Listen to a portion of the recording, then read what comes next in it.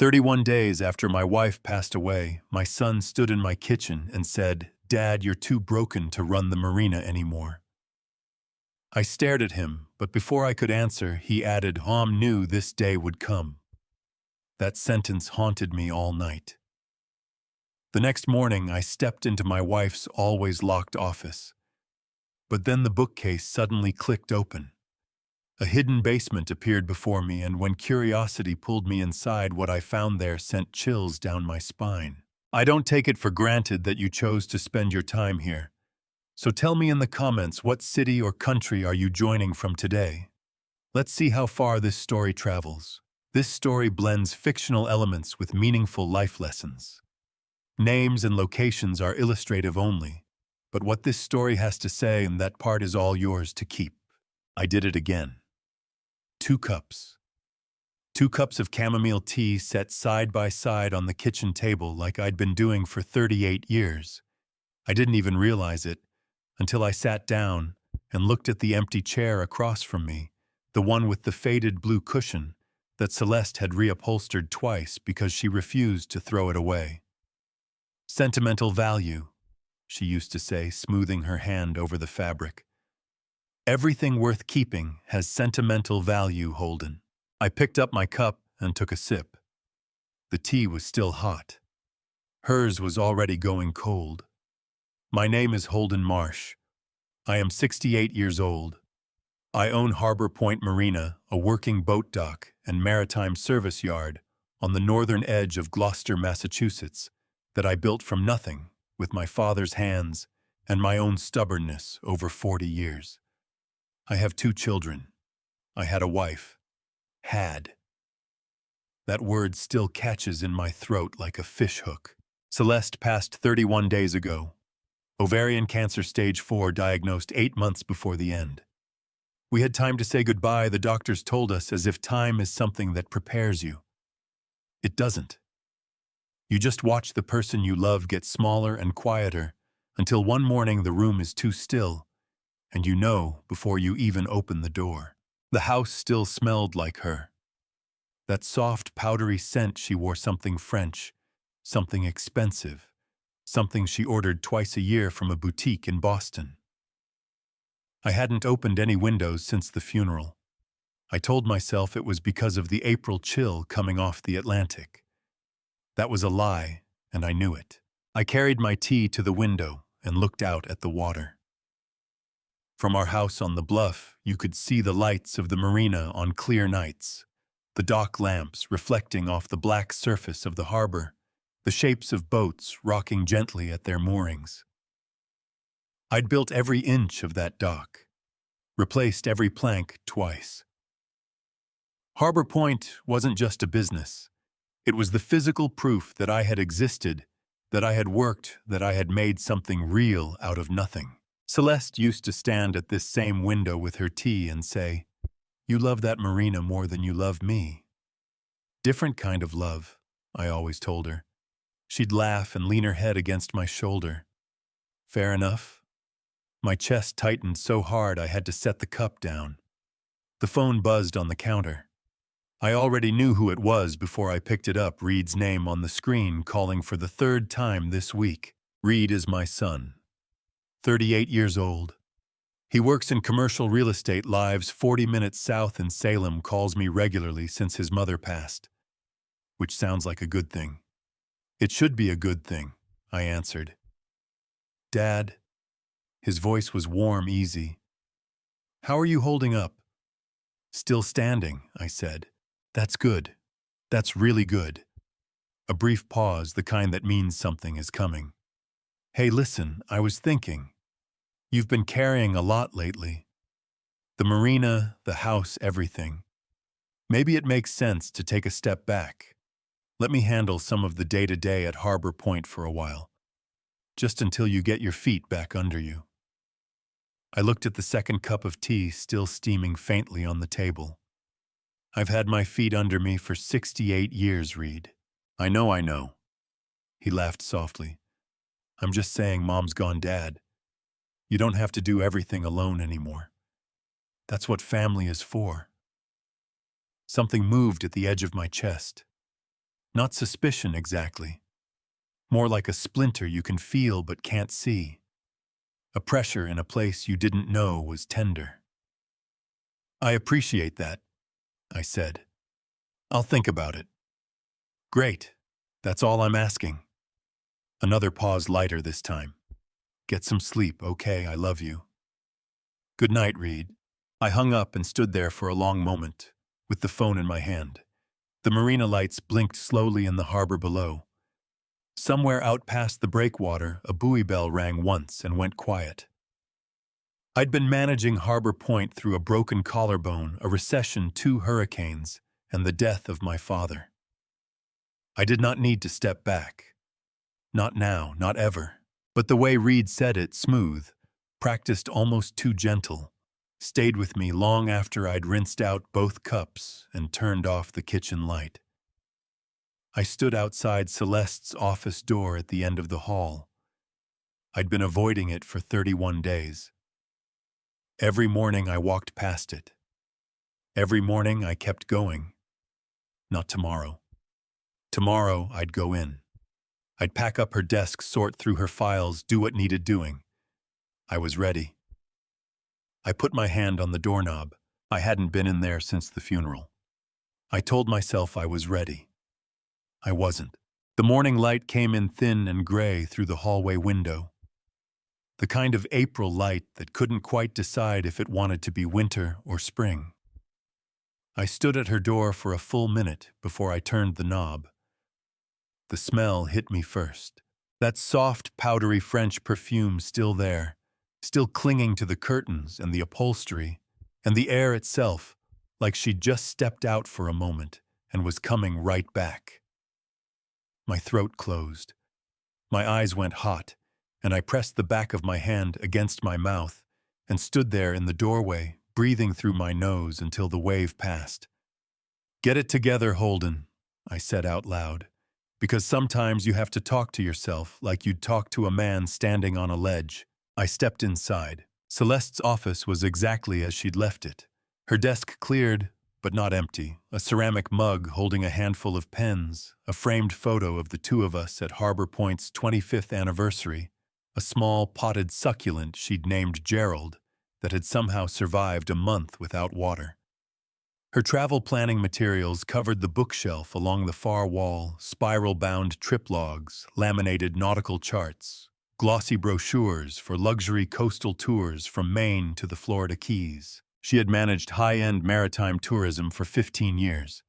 Chartered boats, private yacht excursions, 5-star coastal experiences for clients who flew in from New York and Chicago, and sometimes London. She was good at it. Better than good, she was exceptional. Clients requested her by name.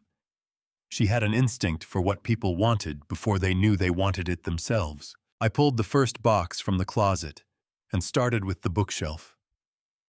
Travel journals. I stacked them carefully. Brochures.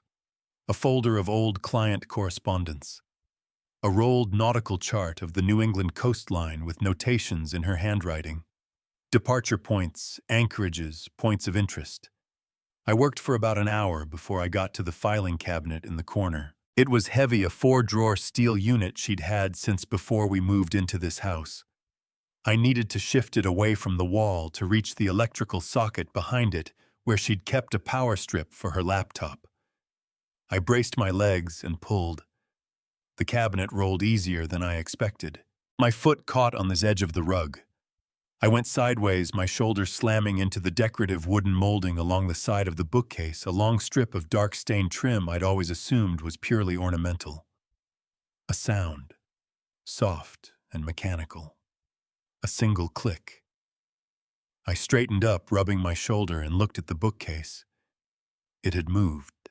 Not much, maybe 2 inches, but enough that a thin line of darkness had appeared along the left edge where the unit met the wall. I reached out and pushed. The entire bookcase swung inward on a hidden pivot, smooth and nearly silent, like it had been designed to be opened and closed 1,000 times. Cold air breathed out from the darkness beyond. Not the damp cold of neglect, something else. something controlled, like a room that had been maintained. My heart was doing something strange, not racing, just louder.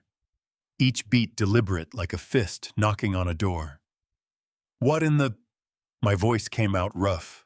I cleared my throat. Celeste. Not calling her. Just saying her name the way you do when something doesn't make sense and you need to anchor yourself to something real. I took my phone from my pocket and turned on the flashlight. The beam caught the edge of a narrow staircase, wooden steps, clean, no dust, descending into the dark below the house. I stood at the top and shone the light down. At the bottom, I could see the edge of a concrete floor. I went down. 12 steps, each one deliberate. The cold deepened as I descended, and with it a smell I couldn't immediately name, paper metal, something faintly chemical, like a photo lab, like preservation. The room at the bottom was larger than I expected, maybe 20 feet across, low ceiling, a single overhead fixture. I found the light switch on the wall to my left and flipped it. The fluorescent light buzzed once and came on. I stood there in the doorway and couldn't move. The walls were covered, photographs printed and pinned in careful rows, maps with handwritten notations, printed boarding passes and hotel confirmations in clear plastic sleeves, handwritten letters. 2 full shelving units along the back wall, neatly organized, labeled binders, stackable storage boxes, a filing tray on the desk in the corner. A desk. There was a desk down here. She had a desk. 38 years. I had lived in this house for 38 years, and I had never known this room existed. My legs moved before my brain caught up. I crossed to the nearest wall and looked at the photographs. The first one I focused on stopped me cold. Celeste, standing on the deck of a sailing yacht. I didn't recognize, wearing a sundress I'd never seen, laughing the way she used to laugh when something genuinely surprised her head. Back eyes crinkled, completely unguarded. Beside her stood a man I had never seen before in my life. Tall, silver-haired sunglasses, one hand resting easy on the rail, and on either side of them Reed and Lena, my children. Younger Reed, maybe 16, 17, Lena, maybe 13, 14, but unmistakably my children. All 4 of them, smiling, together, written in Celeste's handwriting in the white border at the bottom of the photograph. Summer 2004, our real family. The room was very quiet. My own breathing sounded strange to me, too slow, too controlled, like a man trying not to let on that something inside him had just come apart. Our real family. I looked at the man in the photograph again.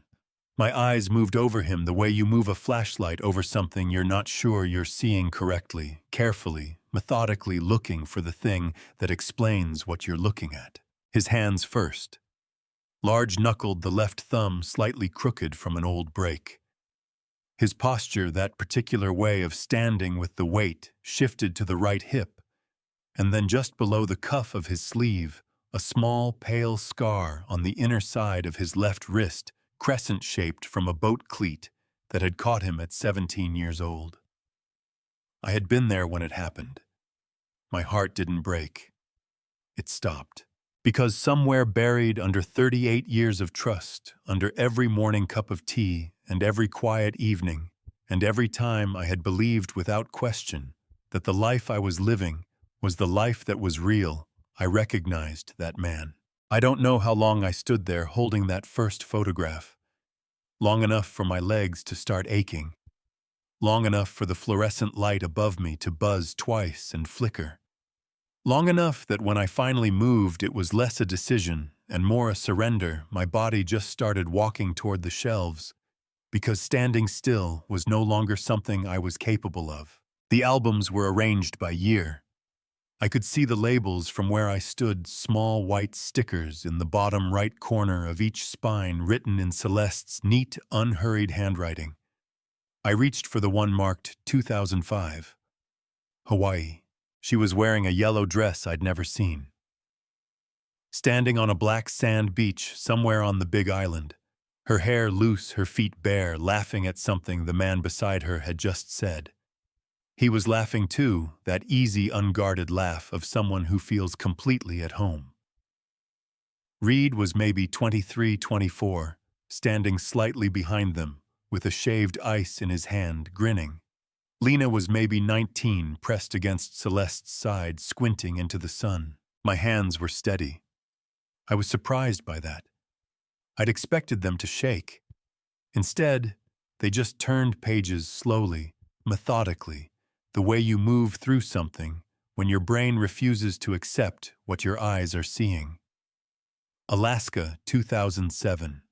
The four of them on a glacier tour, matching thermal gear mountains, behind them so white they looked painted. Celeste's cheeks red from the cold, her eyes bright. Bahamas, 2009. A catamaran at sunset. Celeste, in a wide-brimmed hat, the man's arm around her shoulders, easy and familiar, the way you touch someone you've touched 10,000 times. Colorado, 2011. A mountain lodge. Snow on the windows. The four of them around a dinner table with candles and wine, the kind of photograph someone takes when they want to remember a moment forever. Florida, 2013. A houseboat on the Intracoastal. Lena driving from the upper deck, laughing. The man teaching Reed how to tie a cleat hitch on the stern rail. I set the album down and pressed both palms flat against the desk and breathed. Just 3 days, Holden. You know how these scouting trips are. I have to check the anchorages myself. You can't trust third-party reports. I had nodded. Every single time I had nodded. I had kissed her cheek and told her to drive safe and gone back to Harbor Point and worked. I had never once questioned her. Not once in 38 years had I looked at my wife and thought she is lying to me. My jaw tightened until my teeth hurt. On the wall above this desk was a large nautical chart of the eastern United States coastline mounted in a frame. I leaned in close. She'd gone over it in red marker small circles at dozens of locations along the coast and inland, each one annotated in her handwriting. Dates. Just dates. March 2006, August 2008, November 2010, June 2012. I pulled my phone out and opened my calendar app, going back as far as it would let me. I cross-referenced the first 4 dates I could read. March 2006, Celeste scouting trip, 4 days, Northeast Corridor. August 2008, Celeste conference. New England tour operators, 3 days. November 2010, Celeste client site visit overnight. Every date on that map matched a gap in my calendar where Celeste had been somewhere that wasn't here. Not close. Not approximate. Exact. I said out loud to nobody, she planned this like a business, because she had. That was the thing that hit me then, not the betrayal itself, but the architecture of it. The careful, sustained, years-long construction of a parallel life. This room wasn't the work of impulse or accident. It was the work of someone who knew exactly what they were doing and did it anyway, over and over for decades, while I set 2 cups of tea on the table every evening and waited for her to come home. The metal drawer under the desk had a small lock. The key was taped to the underside of the desktop. I found it when I crouched down, still thinking like the man who had built Harbor Point from nothing. The man who knew that the most important things are always stored close to where you stand. Inside the drawer, 3 cassette tapes in paper sleeves. A journal with a dark green cover, the spine cracked from use. And beneath those, a manila envelope marked with 2 names. Reed. Lena. I opened the envelope. The document inside was a paternity test, a private laboratory dated 2003. 2 separate results, each on its own page. I read Reed's first. The room seemed to tilt slightly, the way a boat does when a wake catches you from the side. Reed's result confirmed a biological match. He was mine. I turned to Lena's page.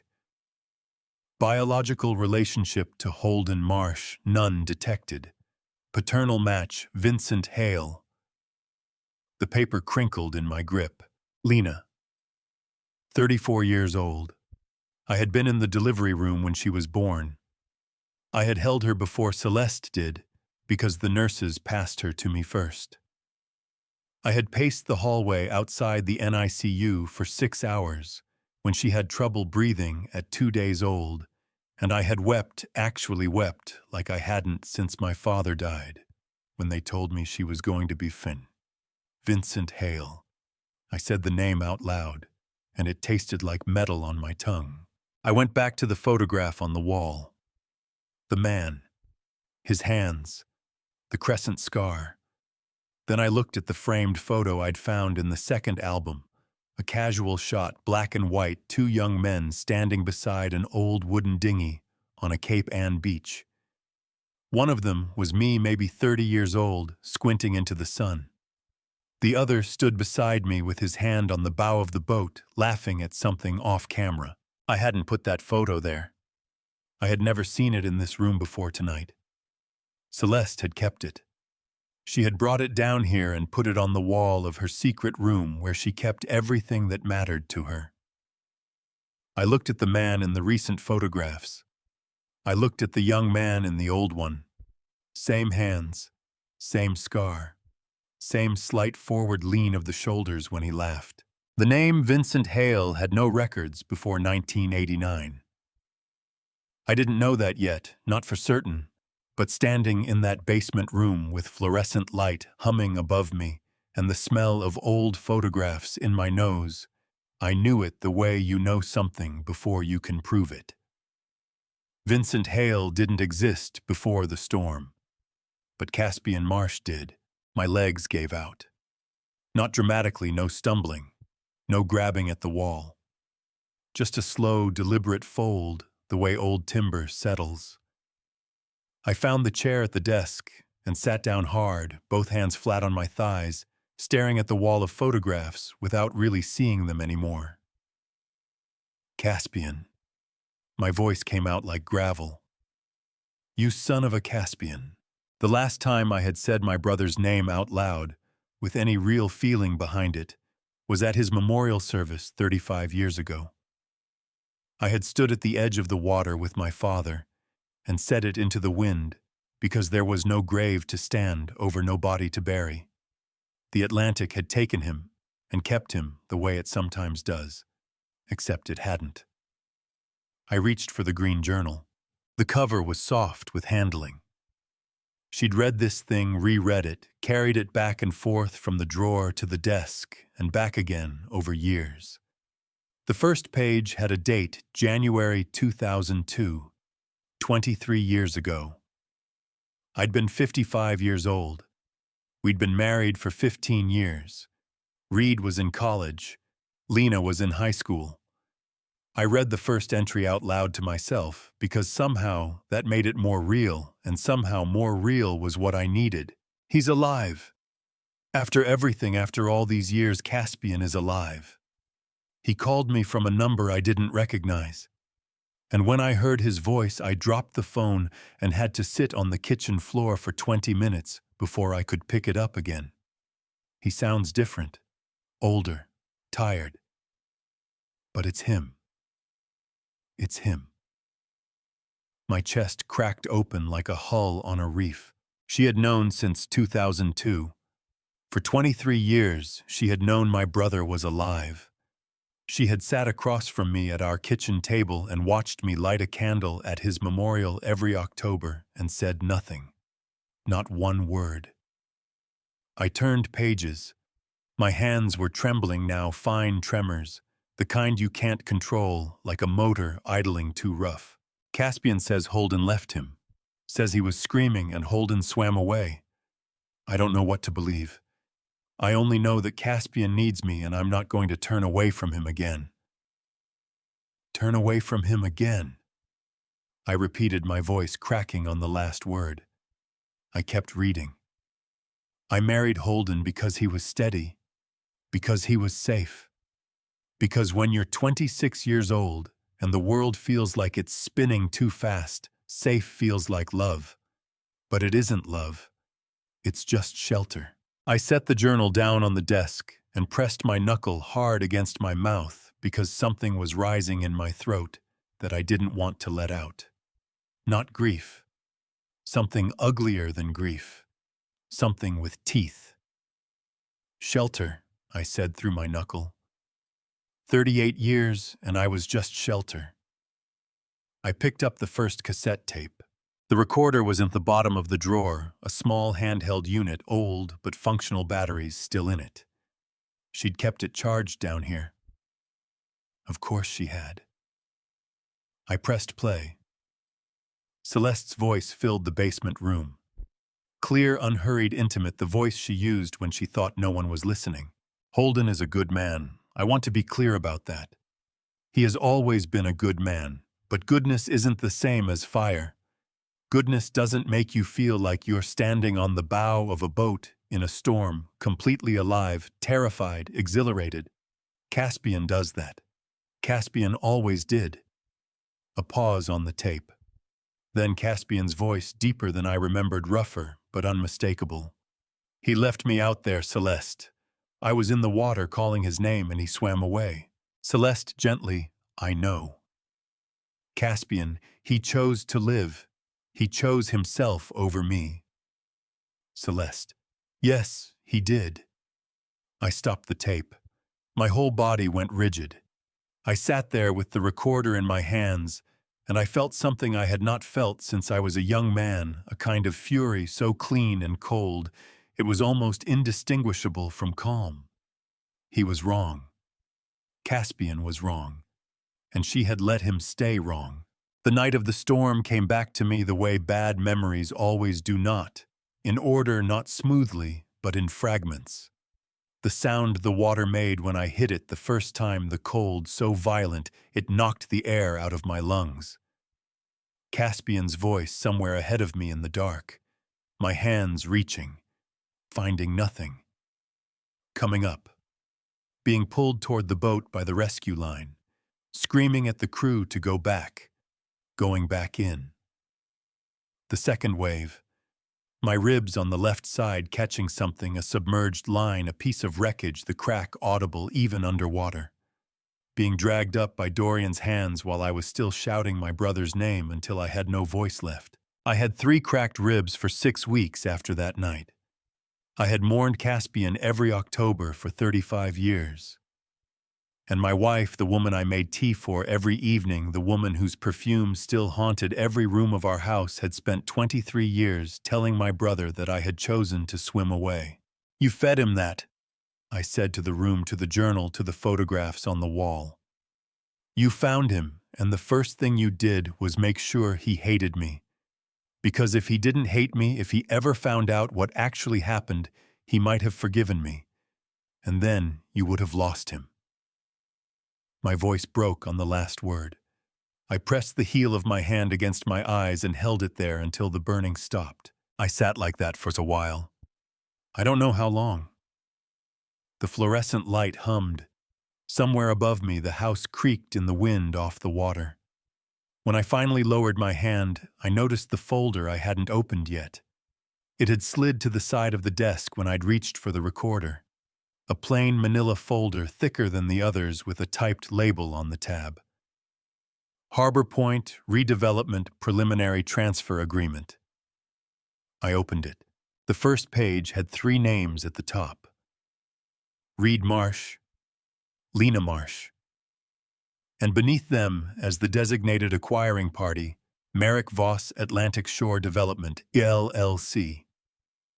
There was a sticky note on the second page in Celeste's handwriting. When H is weak enough, R handles signature, L handles paperwork, C reclaims what was always his. H.C. Holden, Caspian. She hadn't even used our full names. We were just letters in a plan she'd been running for 30 years. I closed the folder carefully, set it back on the desk, stood up slowly, my knees protesting. and looked at the wall of photographs one last time before I turned off the light. This wasn't just a betrayal anymore. This was a 30-year heist. I read the whole folder twice. Not because I didn't understand it the first time. I understood it perfectly the first time. I read it twice because some part of me kept waiting for the words to rearrange themselves into something less than what they were. They didn't. The document was 43 pages. A full preliminary transfer agreement for Harbor Point Marina, the dock, the service yard, the fuel station, the storage facilities, the 3 commercial moorings on the north end that I'd added in 2019 after 2 years of permit negotiations. Everything. Packaged and labeled and ready for signatures. The acquiring party was listed as Atlantic Shore Development, LLC, registered in Delaware. Principal Officer Merrick Voss. Behind Merrick Voss, in the ownership structure buried in the appendix, was a name listed as silent partner. Vincent Hale. My father had driven a delivery truck for 22 years to save enough money to buy the original plot of land at Harbor Point. He had walked me down to that scrubby, overgrown waterfront lot on a Saturday morning in 1984 and put his hand on my shoulder and said, "This is where we start, son. Everything else comes from here." He had laid every one of the original dock pilings himself. His hands had touched every inch of that ground. Caspian had stood on that dock with us, grinning like an idiot, paint on his jeans from helping us seal the first boathouse wall. He'd said, "Dad, I think we built something." And our father had laughed so hard his eyes watered. Now the man wearing Caspian's face had his name on a document designed to take it all away. I put the folder down on the desk and pressed both palms flat against the cool concrete floor and breathed in through my nose and out through my mouth slowly until the heat behind my eyes pulled back. I was not going to fall apart in this basement. I refused. What I was going to do was document everything. I spent the next 90 minutes photographing every single item in that room. Every album page, every pinned photograph, every notation on the nautical chart, every page of the journal, both sides of each cassette tape label, every page of the Harbor Point transfer agreement, including the appendix. I was methodical about it the way I'd been methodical when I built the marina, the way my father had been methodical when he laid those first pilings. One thing at a time. Completely. Then the next. When I was done, I turned off the light. I walked back up the narrow stairs. I pushed the bookcase back into position until I heard the soft click of the latch engaging. I stood in Celeste's office in the last gray light of evening and looked at the room as though I'd just come in to pack a few boxes. Perfectly ordinary. Nothing disturbed. Nothing found. My phone buzzed in my pocket. "Read." I answered on the second ring. "Hey, Dad. Warm. Easy. Practiced. How are you doing? You eat anything today?" "I had lunch," I said, which was a lie. I hadn't eaten since that morning. "Good. Good." The brief pause I'd learned to recognize. "Listen, I've been thinking with everything on your plate right now, maybe it makes sense for me to step in at the marina. Just day-to-day stuff. Take some weight off you." "You seem in a hurry, Reed," I said pleasantly, a short laugh. "Not at all, Dad. You're just getting older. There's nothing wrong with asking for help." "I'll think about it," I said. "Good night." I set the phone face down on Celeste's desk and stood there with my hand on it for a moment. Getting older. As if age were the variable here. As if the problem with Holden Marsh was simply that he'd run out of useful years. I slept poorly. I was up before 5. At 9:15 the next morning, Lena's car pulled into the driveway. She came through the front door the way she always did, knock once, then open, calling out, "Dad!" Before she was fully inside, her voice bright and familiar and achingly normal. She was wearing a gray sweater, and her hair was down, and she looked so much like herself, like the girl I had raised, that the pain of it hit me somewhere below the ribs. She crossed the kitchen and hugged me with both arms, pressing her face against my shoulder, the way she used to do when she was small, and something had frightened her. I put my arm around her. I held her. My eyes went hot, and I stared at the wall over her head and kept my jaw tight. "How are you holding up?" she asked, pulling back to look at my face. Her eyes were soft with what looked like genuine concern, and I thought, "You are very good at this, Lena. You always were." "Managing," I said. She sat down at the kitchen table and wrapped both hands around the coffee mug I set in front of her, and her expression shifted into something more careful. "Dad, I've been thinking." Mom had a lot of thoughts about the marina. She talked to me about it not long before she passed. She looked up at me steadily. She thought it might be time to let it go. Said it was connected to too much grief. She wanted you to be free of it. I looked at my daughter. I looked at her eyes and her hands, and the careful, rehearsed gentleness in her voice, and I thought about the night she was born. About the 6 hours I had paced the hallway outside the NICU, with my heart in my throat while the nurses worked. About every school play and every driving lesson and every Sunday dinner and every time she'd called me from college just to talk. "I taught you how to ride a bike. I sat up all night when you had a fever at 7 years old, and you were performing the whole time."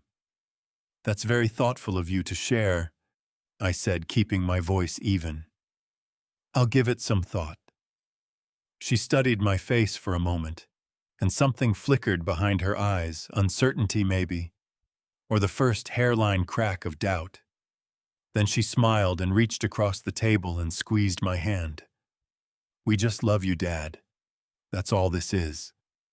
"I know," I said. She left 20 minutes later. I watched her car back out of the driveway and turn toward the main road and disappear. Then I went to the kitchen counter and gripped the edge with both hands and dropped my head and let out a long, shaking breath that I'd been holding, and she walked in. There was only one person in the world I needed to talk to. I grabbed my keys.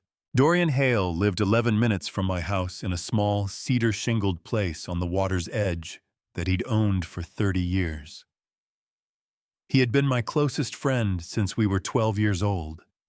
He had been a Coast Guard rescue swimmer for 22 years. He had retired with 2 commendations, a bad knee, and a memory for detail that was almost frightening. He had been on the rescue boat the night of the storm in 1988. I needed someone who had been there that night.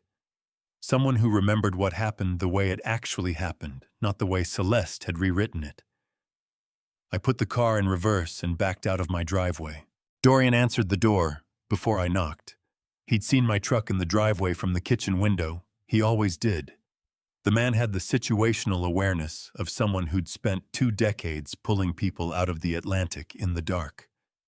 He was standing in the doorway in a flannel shirt and work pants, a mug of coffee in one hand, his reading glasses pushed up on his forehead, and the moment he saw my face, his expression shifted from mild surprise to something much more serious.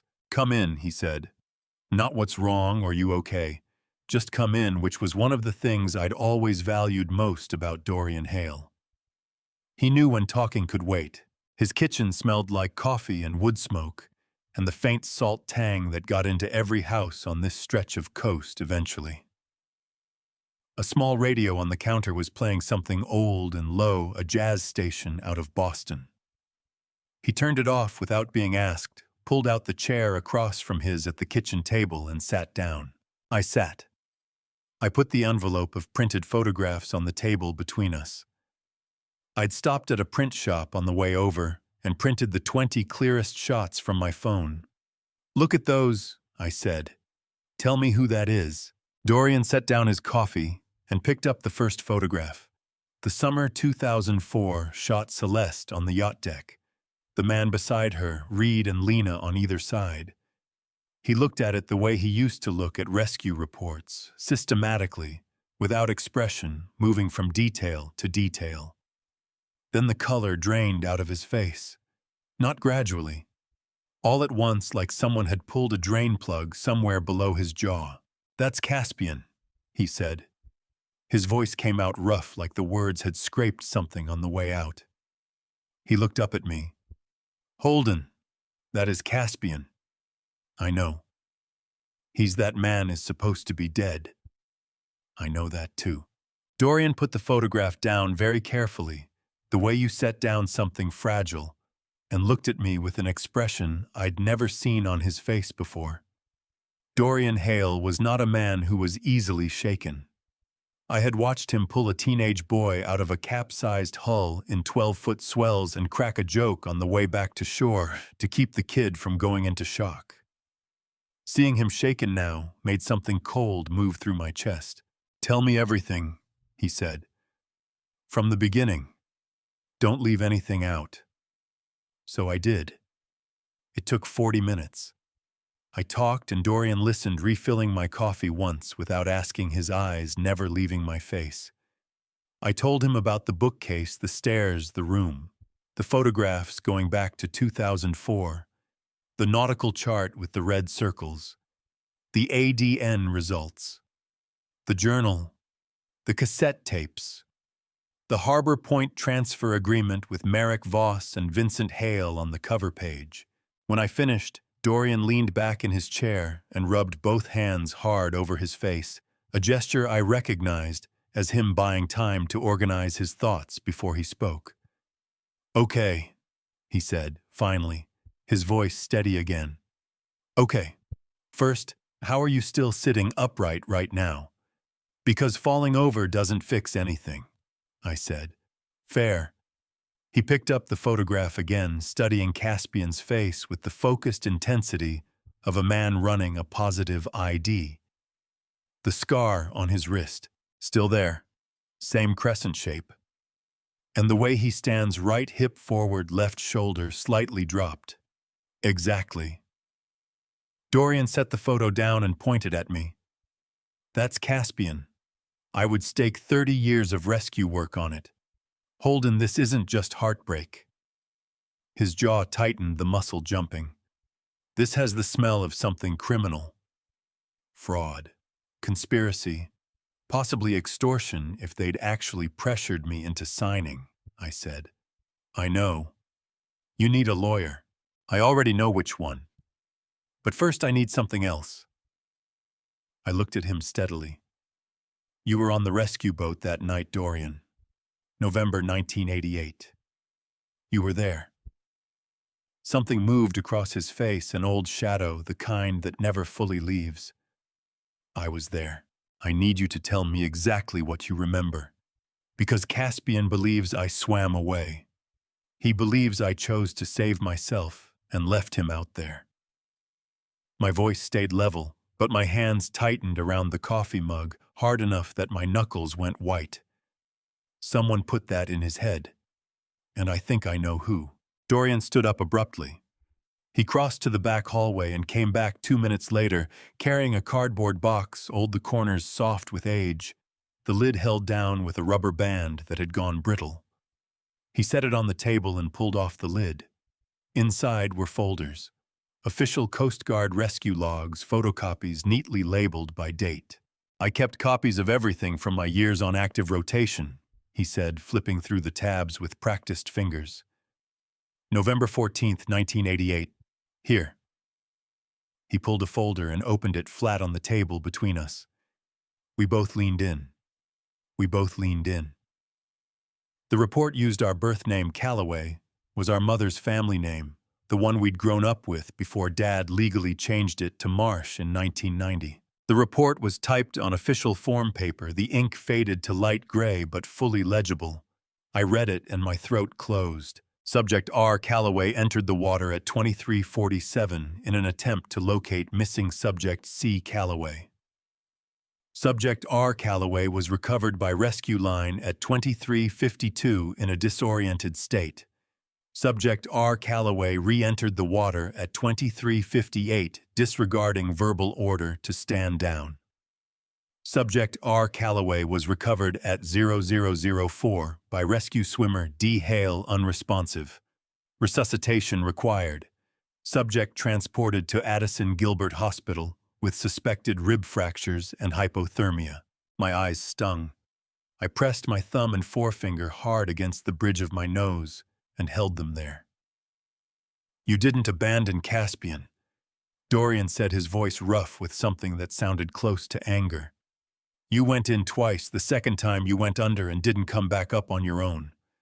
I pulled you out myself. He pointed at the report. It's right there, in writing, dated and signed. Someone made him believe otherwise, I said, and my voice came out barely above a whisper. Dorian looked at me for a long moment. Then he said quietly and with great deliberateness, Celeste. Yes. She found him first, and the first thing she told him was that you left him. His jaw worked. She didn't just betray you, Holden. She destroyed 2 brothers. She took everything you had with Caspian and she burned it deliberately so he would need her and only her.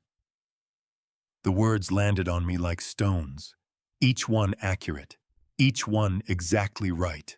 I exhaled, long and slow and shaking slightly. There's one more person I need. Who? Stellan Cross. He was in the water support team that night. He saw the whole thing from the secondary boat. I looked up at Dorian. Is he still in Rockport? Dorian nodded slowly. Still there. 72 years old, half-deaf, stubborn as a barnacle. The edge of his mouth moved. If anyone can put the final nail in this, it's Stellan. Then we find Stellan, I said. The drive to Rockport took 25 minutes along Route 127, the road that hugs the coastline north of Gloucester, with the Atlantic on one side and granite outcroppings on the other. Dorian drove. I sat in the passenger seat with my hands loose in my lap and watched the water. You doing okay over there? Dorian asked somewhere around the halfway point. Ask me again in an hour, I said. He nodded and didn't push it. That was Dorian. Stellan Cross lived in a small gray cape at the end of a gravel lane that dead-ended 20 feet from the high tide mark. The yard was exactly what you'd expect from a 72-year-old former rescue swimmer who'd never fully left the water behind lobster traps stacked along the fence line, coils of old rope hung on wooden pegs, a pair of oilskin jackets draped over the porch railing. A weather vane shaped like a whale on the roof peak spun slowly in the May wind. Dorian knocked, footsteps inside heavy unhurried. The door opened.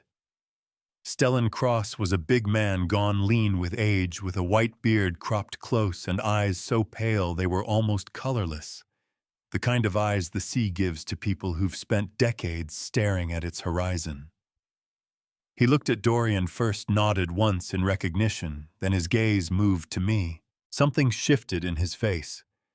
Not surprise exactly, more like the expression of a man who has been expecting a particular conversation for a very long time and has finally stopped wondering when it would arrive. Holden Marsh, he said. His voice was low and deliberate, each word placed carefully, like he was setting stones. I wondered if you'd ever come looking. My chest tightened. You knew I'd come. Figured you would. Someday. He stepped back from the door. Come in, both of you.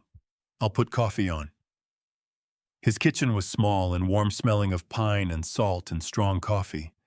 He moved around it with the careful economy of a man whose knees had opinions, filling the percolator, pulling mugs from the cabinet, not speaking until he'd set everything on the table and sat down across from us. November 14th, 1988, I said. Stellan wrapped both hands around his mug and looked at me steadily. What do you want to know? Everything you saw, from the moment the distress call came in. Stellan exhaled through his nose a long, measured breath and began. We got the call at 23:42. Storm had been building since early evening, swells running 8 to 10 feet by the time we launched. Your boat had gone over on its starboard side about a quarter-mile offshore past the breakwater. His eyes went slightly distant, the way eyes do when memory takes over. We had 2 vessels in the water, Dorian's team on the primary. I was on secondary support, about 40 yards off. And you could see clearly, I asked. Clear enough. We had the spotlights on the water. He pointed at me. I saw you go in the first time. You hit the water and went under and came back up swimming hard toward where the boat had been. You were calling his name. I could hear you over the wind, that's how loud you were calling. My throat constricted. I pressed my fist against my sternum and held it there. You didn't find him on the first dive. Stellan continued, his voice never wavering. Dorian's team pulled you back to the primary vessel. You were fighting them, I could see that too. You didn't want to come out of the water. He looked at Dorian. You had to physically restrain him, if I recall. Had my arm across his chest the whole time he was on the rail. Dorian said, his jaw tight. He kept trying to go back over. Then you went in again, Stellan said, eyes back on me. Second time, that was maybe 6-7 minutes after they pulled you out. You went over the rail before anyone could stop you. Dorian went in right behind you. He paused. You went under and you didn't come back up on your own. Dorian brought you up. You were... He stopped, cleared his throat, started again. You were not responsive when they got you onto the deck. The room felt very quiet around those words. He was gone by then, I said. My voice came out rough and low. Caspian. The current had him by then, yes. We searched until 0300. Called it at first light. Stellan looked at me without flinching. Holden. You went in twice in a November Atlantic. You had 3 cracked ribs and hypothermia. You did not walk away from your brother. You were carried away from him. There is a difference. I pressed my thumb and forefinger so hard against the bridge of my nose that the cartilage ached. My eyes were burning. I was not going to cry at Stellan Cross's kitchen table. I refused. But something enormous was moving through my chest, something that had been lodged there for 35 years, working loose at last, and the sensation was so overwhelming that for a moment I couldn't speak at all. You said you were expecting me, I managed finally. Why? Stellan got up from the table and went to the back bedroom. He returned carrying a wooden box flat about the size of a shoebox, the wood dark with age. He set it on the table and lifted the lid. Inside, in a clear plastic sleeve, was a handwritten document. Not a typed form, a personal log entry in Stellan's own hand, dated November 15th, 1988. He pushed it across to me. I read it. My hands were shaking fine, involuntary tremors that I couldn't control any more than I could control my heartbeat. The words swam slightly before they steadied. R. Calloway entered the water a second time, at approximately 23:58, disregarding the order to retreat issued by rescue team lead. R. Calloway was recovered by D. Hale at 0004, unresponsive. No voluntary breathing observed on recovery. Resuscitation required en route to Addison Gilbert Hospital. R. Calloway was screaming C. Calloway's name at time of second entry. I have served 12 years in active maritime rescue. I have not seen a man go back in under those conditions before or since. I set the page down flat on the table and put both hands over it and dropped my head. 35 years. 35 years of carrying the weight of that night like an accusation. 35 years of the quiet, corrosive fear that, Maybe I could have done more, gone farther, held on longer. That some part of my survival that night had been a choice. It hadn't been. It was right here in writing, dated, witnessed, in the hand of a man with no reason to lie. "Whoever told Caspian you abandoned him?" Stellan said quietly, leaning forward, his pale eyes fixed on mine. "That person lied, deliberately and completely." I lifted my head. My jaw was tight enough that it ached. "I know who it was." "Then make sure Caspian knows too." I nodded once. I picked up the page and slid it carefully back into its plastic sleeve and handed it back to Stellan, who shook his head. "Keep it," he said. "I made that copy for you 20 years ago, just in case." On the drive back, the Atlantic sliding past, outside Dorian's window, in the late afternoon light. His phone buzzed on the center console. He glanced at it, and his expression sharpened. "My contact at the Federal Maritime Registry," he said, reading. He turned the screen toward me. "Vincent Hale. Searched full federal and state records. No birth certificate. No Social Security issuance. No records of any kind prior to March 1989. The identity was constructed. It did not exist before that date." I read it twice. Then I looked out the windshield at the road unspooling ahead of us. "Then it's time I found a lawyer," I said. Calder Flynn's office was on the 14th floor of a building on Federal Street in Boston, with a view of the harbor that on clear days stretched all the way to the outer islands. I'd sat in the chair across from his desk more times than I could count over the past 20 years.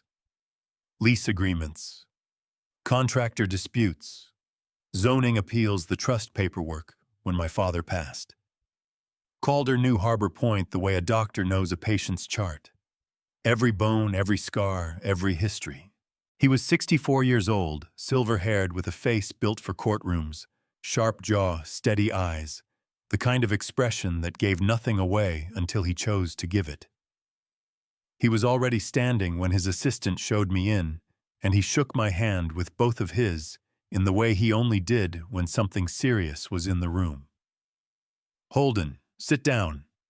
He gestured to the chair. "You look like a man who hasn't slept properly in 2 weeks." 3 weeks, I said, sitting. "Give or take."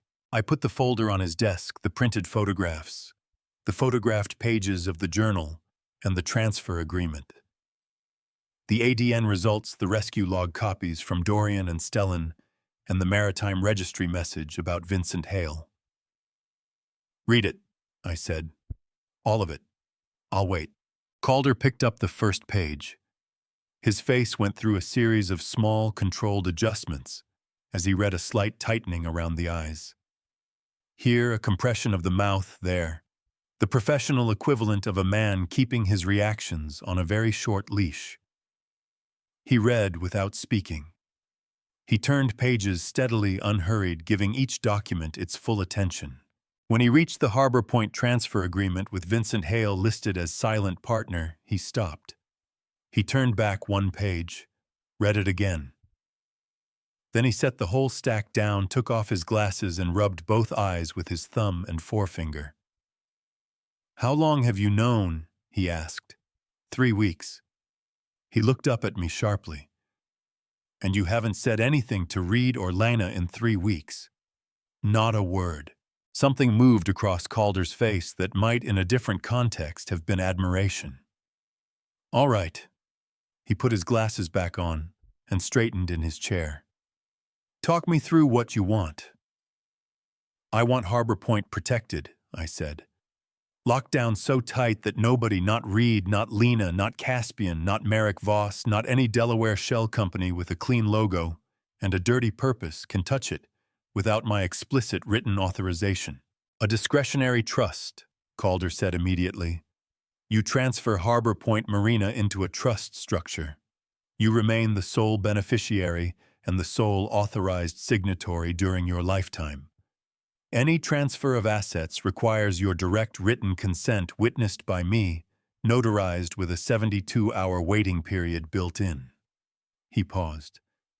"The 72 hours makes it essentially impossible to pressure someone into signing in the moment. Do it. Holden, if they're planning to pressure you into signing, and based on what I'm reading, that's exactly what this is. We need to move first." He leaned forward across the desk, his voice dropping to something measured and precise. "Once this trust is filed and recorded, their entire plan collapses. They can't transfer what they don't legally have access to." The corner of his mouth tightened. "This will make them desperate." "Good," I said. "Desperate people make mistakes," Calder said. "I'm counting on it." He pulled a fresh legal pad from the drawer and uncapped his pen. "I'll have the trust documents drafted by end of week. We'll execute them here with 2 witnesses fully notarized. I'll personally file with the registry." He looked at me over the top of his glasses. "I'll also be preparing a separate file, the forged transfer agreement, the journal evidence, the ADN results. If this goes where I think it might go, we want everything ready for law enforcement." "Not yet," I said. "Not until I'm ready." Calder studied me for a moment. "You have something else in mind." "I do." I looked out the window at the harbor, the gray-blue water, the boats, the line of the horizon. "I'm going to let them think it's still working. I'm going to give them one more push toward the finish line." I turned back to him. "And then I'm going to pull the floor out from under them in public." Calder set his pen down and looked at me the way he'd looked at me 30 years ago, when I'd told him I was going to build a full-service marina on a patch of overgrown coastal land with $40,000 and a borrowed backhoe. "You've always had the most unsettling kind of patience," he said. "My father taught me," I said. "Now, let's sign the papers." I walked out of Calder's office at 4:30, with a copy of the executed trust documents in my briefcase, and something I hadn't felt in 3 weeks settling into my chest. Not comfort, exactly, but solidity. The ground was back under my feet.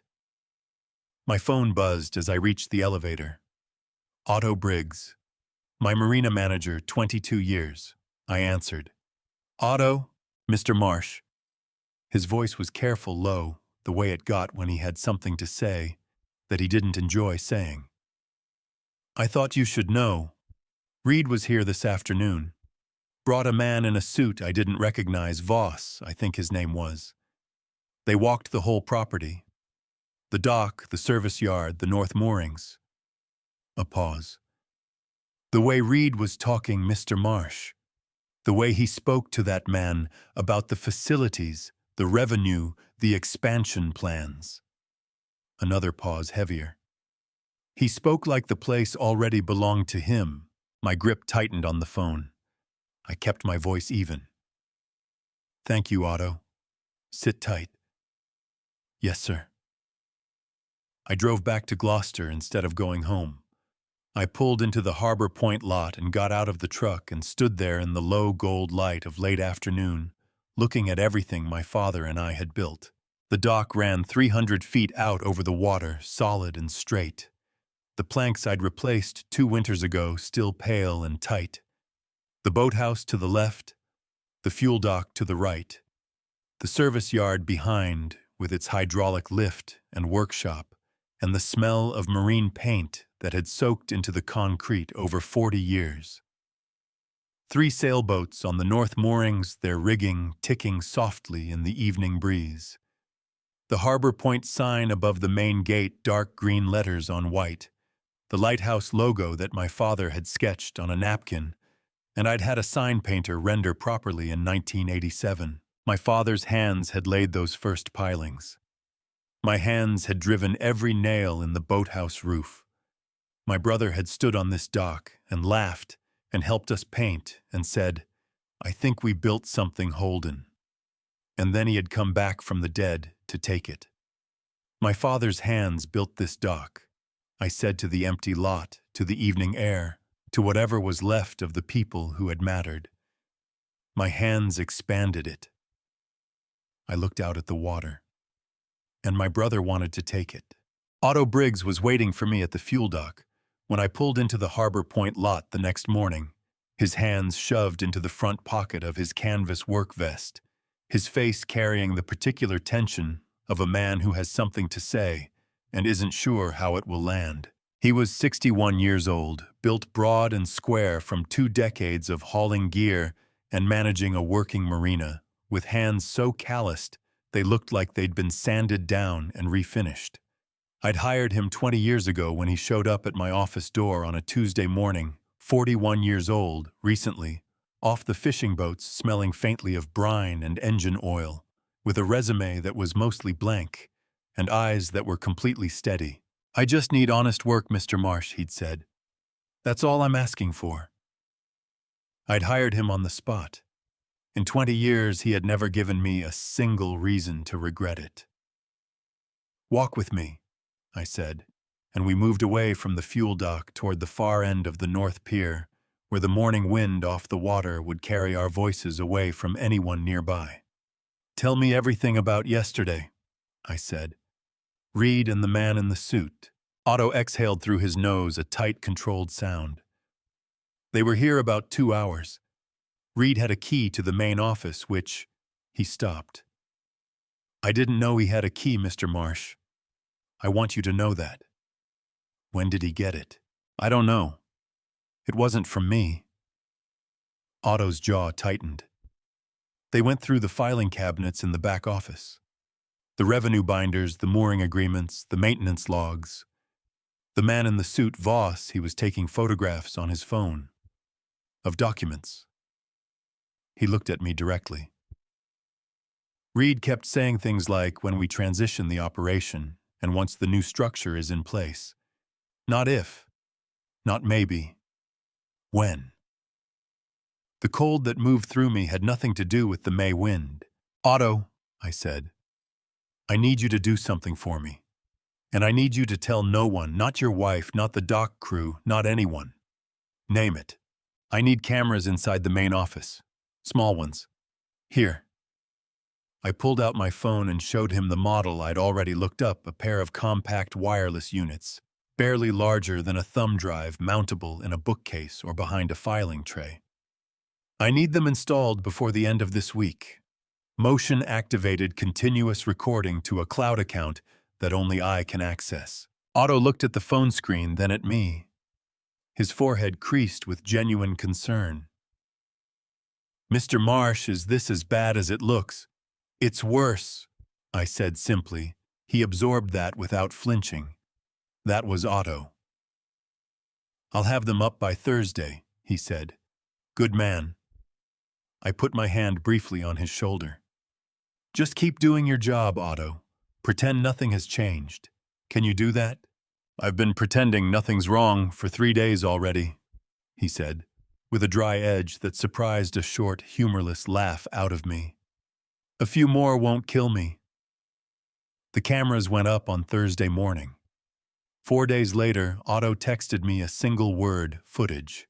I drove to the marina in the early evening after the dock crew had gone home and sat alone in the small back office with the door closed and my laptop open on the desk.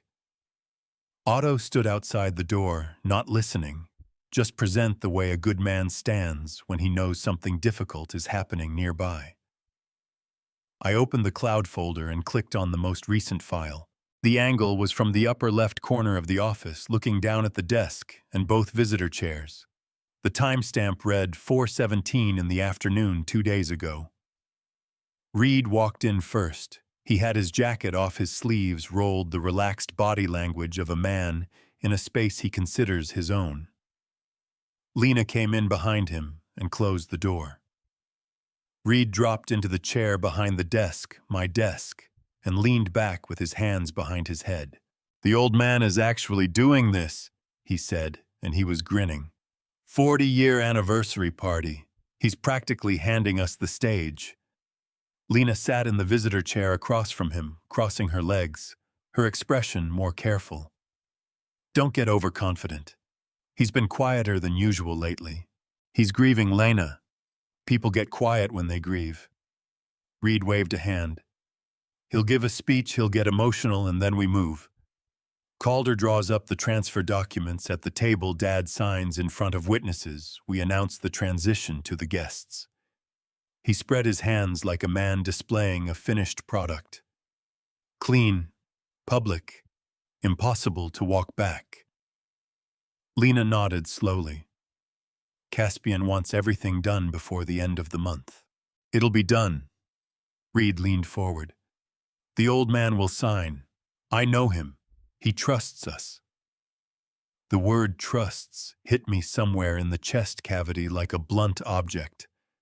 I pressed my hand flat against the desk and kept my face neutral and kept watching. Just make sure Caspian stays back until the paperwork is done, Lena said. If Dad sees him before the right moment, the whole thing— Lena, Reed's voice sharpened slightly. I know the plan. I've known the plan for 19 years. Trust me. The recording ended there. I closed the laptop. Otto knocked twice and opened the door. You okay? No, I said. But I will be. He came in and leaned against the doorframe. What did you hear? Enough. I looked up at him. Otto, when Lena was talking, she mentioned someone. Called him by name. Not Vincent Hale. Another name. Otto straightened. What did she call him? I held his gaze. Dad. Something moved across Otto's face, a slow, painful rearrangement of features, like a man watching something fall from a great height. His mouth opened slightly, then closed. Then he said roughly, How long has she known? A long time, I said. She's known for a long time. We stood there in the small office with the evening light coming flat and gold through the salt-filmed window, and I could see Otto working through it, the arithmetic of betrayal, the calculation of what it meant that the young woman he'd watched grow up on this dock had been playing a part the whole time. What do you need from me? He said finally, his voice steady again. One more thing, I said. I'm throwing a party. He blinked. A party. 40th anniversary of Harbor Point Marina. On the dock in 3 weeks. I stood up from the desk. I need you to send invitations to every employee, every current client, every business partner. I paused. And to read Lena Merrick Voss and a man named Vincent Hale. I picked up my pen and wrote Caspian's alias on the notepad and slid it across the desk to Otto. That address. Send one there. Otto looked at the name on the paper. And what happens at this party, Mr. Marsh? I picked up my jacket from the back of the chair. The truth, I said. That's what happens. I stayed after Otto left, sitting at the desk, alone with the invitations stacked in front of me. I'd printed them myself, cream cardstock, Harbor Point letterhead, clean and formal. I picked up the last one, wrote Vincent Hale on the envelope in my own hand. Then underneath on the line where a second name might go, I wrote 2 words I hadn't written in 35 years. Caspian Marsh. I looked at it for a long time. Then I folded the envelope closed and pressed the seal down with my thumb slowly and deliberately. The way you close a door you've been standing in front of for a very long time. 35 years, Caspian, I thought. Let's finish this where it started on the water. The call came at 8:43 in the morning, 1 week before the party. I was standing at the kitchen counter with my coffee watching a fishing boat make its way out past the breakwater in the early light when Reed's name appeared on my screen. I let it ring twice, not because I needed time to compose myself, but because I'd learned that the small pause before I answered gave me something useful. A moment to decide who I was going to be in the conversation. I answered. Morning, Reed. Dad. His voice was bright, almost buoyant, the voice of a man who believes he is days away from getting everything he wants. I'm so glad you're doing this party. I really am. 40 years, Dad. That's something worth celebrating. A warm, practiced pause. Mom would have wanted it. My hand tightened around the coffee mug. The knuckle went white. Mom would have wanted it. The woman who had spent 23 years feeding my brother a lie about the night I nearly died trying to save him. The woman whose voice I'd heard on a cassette tape saying she had never loved me. I'm glad you think so, I said pleasantly. Do you need help with the arrangements, catering the tent, anything like that? Lena and I are happy to handle logistics. I've got it handled, I said. I've been running events at that marina for 40 years, Reed. I know how to put up a tent. A brief laugh. Of course you do. The lightness in his voice didn't waver. It's going to be a great night, Dad. I really believe that. So do I said. I'll see you there. I hung up and set the phone on the counter and stood there looking at the fishing boat until it cleared the breakwater and disappeared into the open water. My chest felt like a room with all the furniture pushed to the walls, hollow in the middle edges, sharp. Mom would have wanted it. I thought about the tape. Celeste's voice unhurried and clear. Holden is a good man. But I never loved him the way I loved Caspian. I had listened to it 4 times now. Not because I needed to hear it again. Because some part of me kept expecting the words to change. They never did. Lena came by that afternoon unannounced, the way she did every week or so, as if the regularity of it made the performance more convincing. She was carrying a paper bag from the bakery on Main Street, the almond croissants I'd always liked, and she set them on the table with a small, careful smile. Thought you could use something good, she said, sitting down across from me. Thank you, I said. I poured her a coffee. I set it down in front of her. My hands were steady. I had become very good at steady. She wrapped her hands around the mug and looked at me the way she'd been looking at me since Celeste passed, with eyes that were soft and searching and slightly too attentive, like she was monitoring something. Dad? Her voice dropped into the gentle register she used when she was about to say something she'd rehearsed. Are you sure you're okay? You seem different lately. Since you started planning the party, I mean. There's something about you that feels... She tilted her head. I don't know. Like you're somewhere else. I looked at my daughter. At the curve of her jaw, and the way she held her coffee mug with both hands, which she'd done since she was 7 years old. At the small scar above her left eyebrow from the time she'd fallen off her bike on the driveway, and I'd carried her inside and held a cold cloth to her forehead while she cried and told me it didn't hurt, even though it clearly did. My chest cracked along a hairline fracture I couldn't let show. Just tired, sweetheart, I said. Just tired. She reached across the table and put her hand over mine. Her fingers were warm. We're going to get through this together, okay, as a family. As a family, I repeated. Yes. She left an hour later, kissing my cheek at the door, taking the warmth of the performance with her.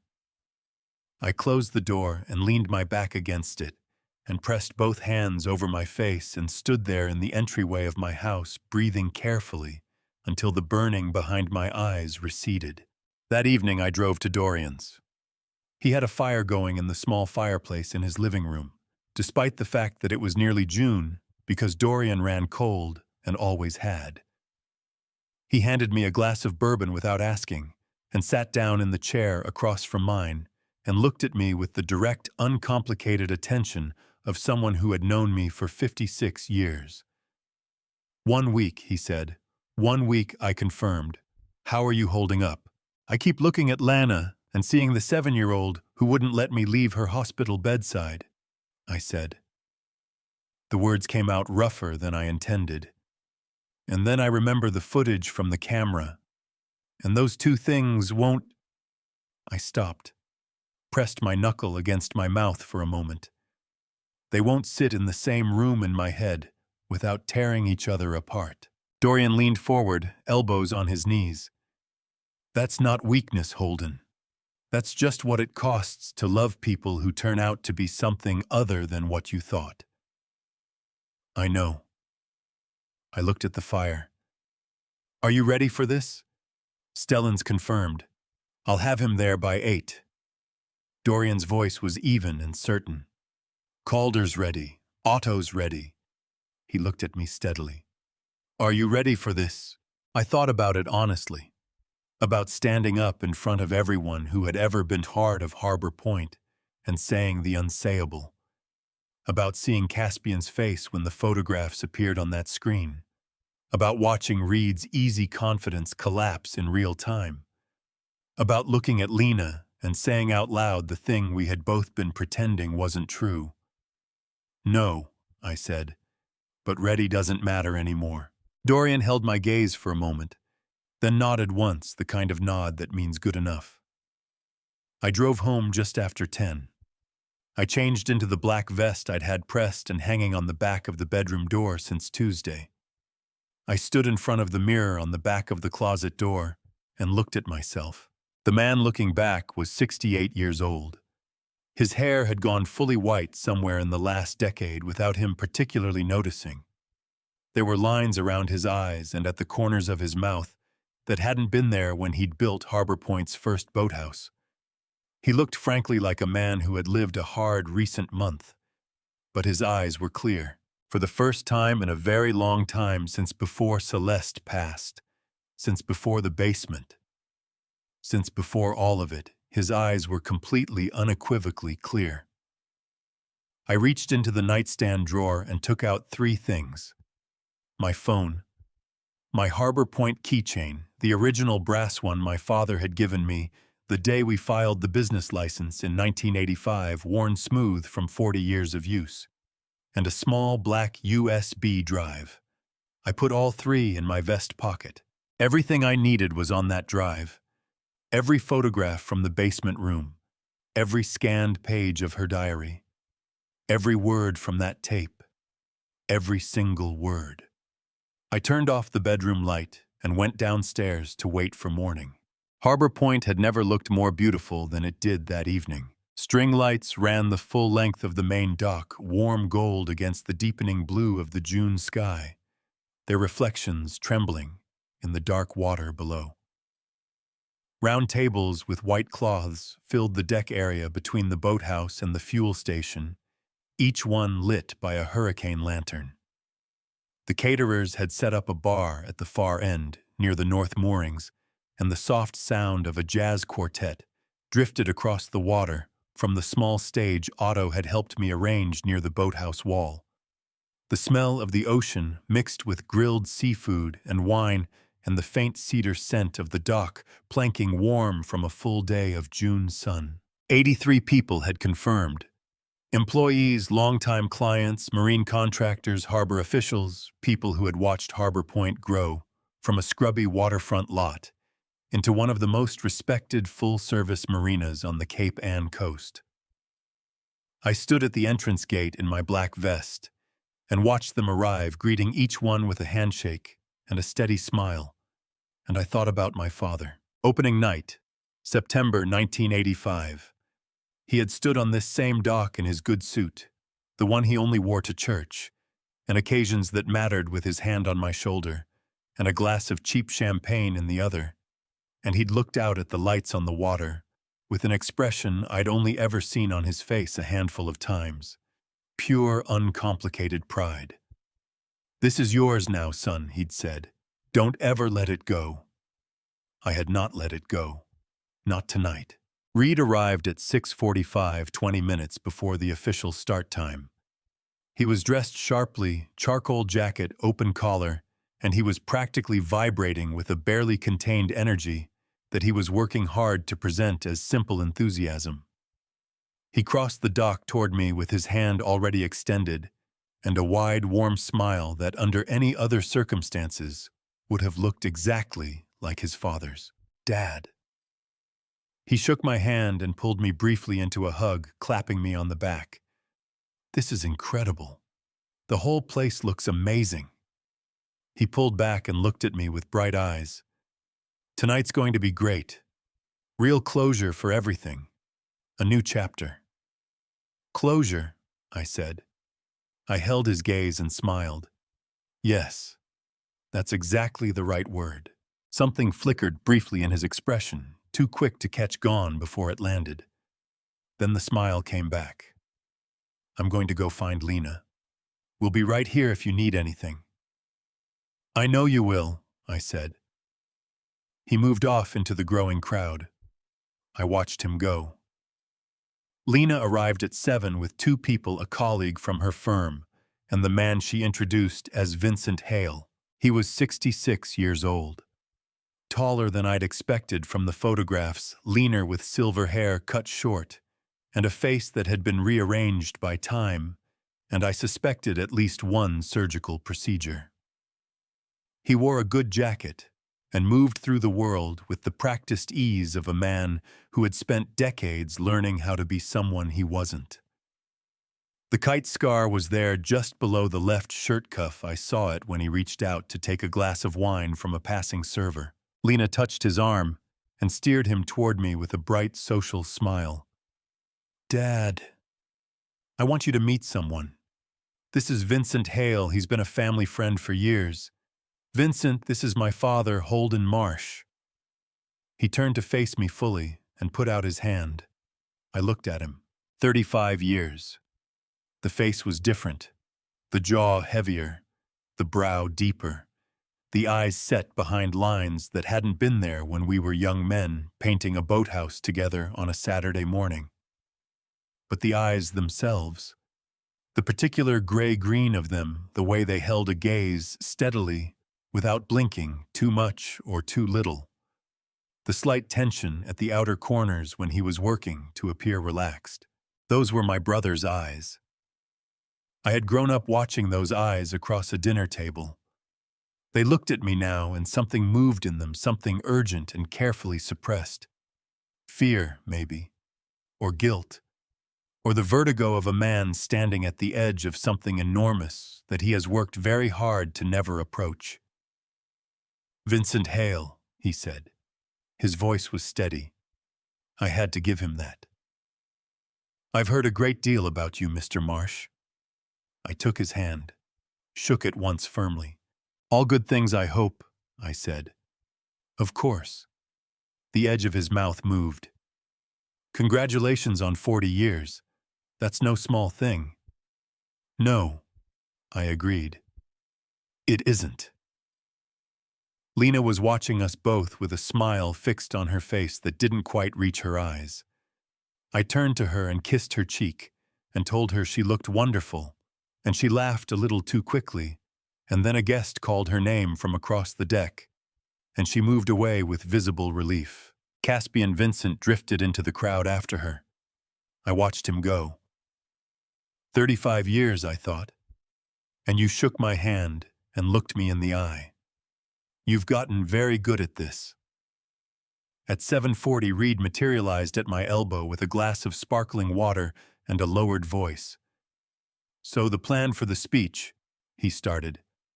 I have the speech handled, Reed.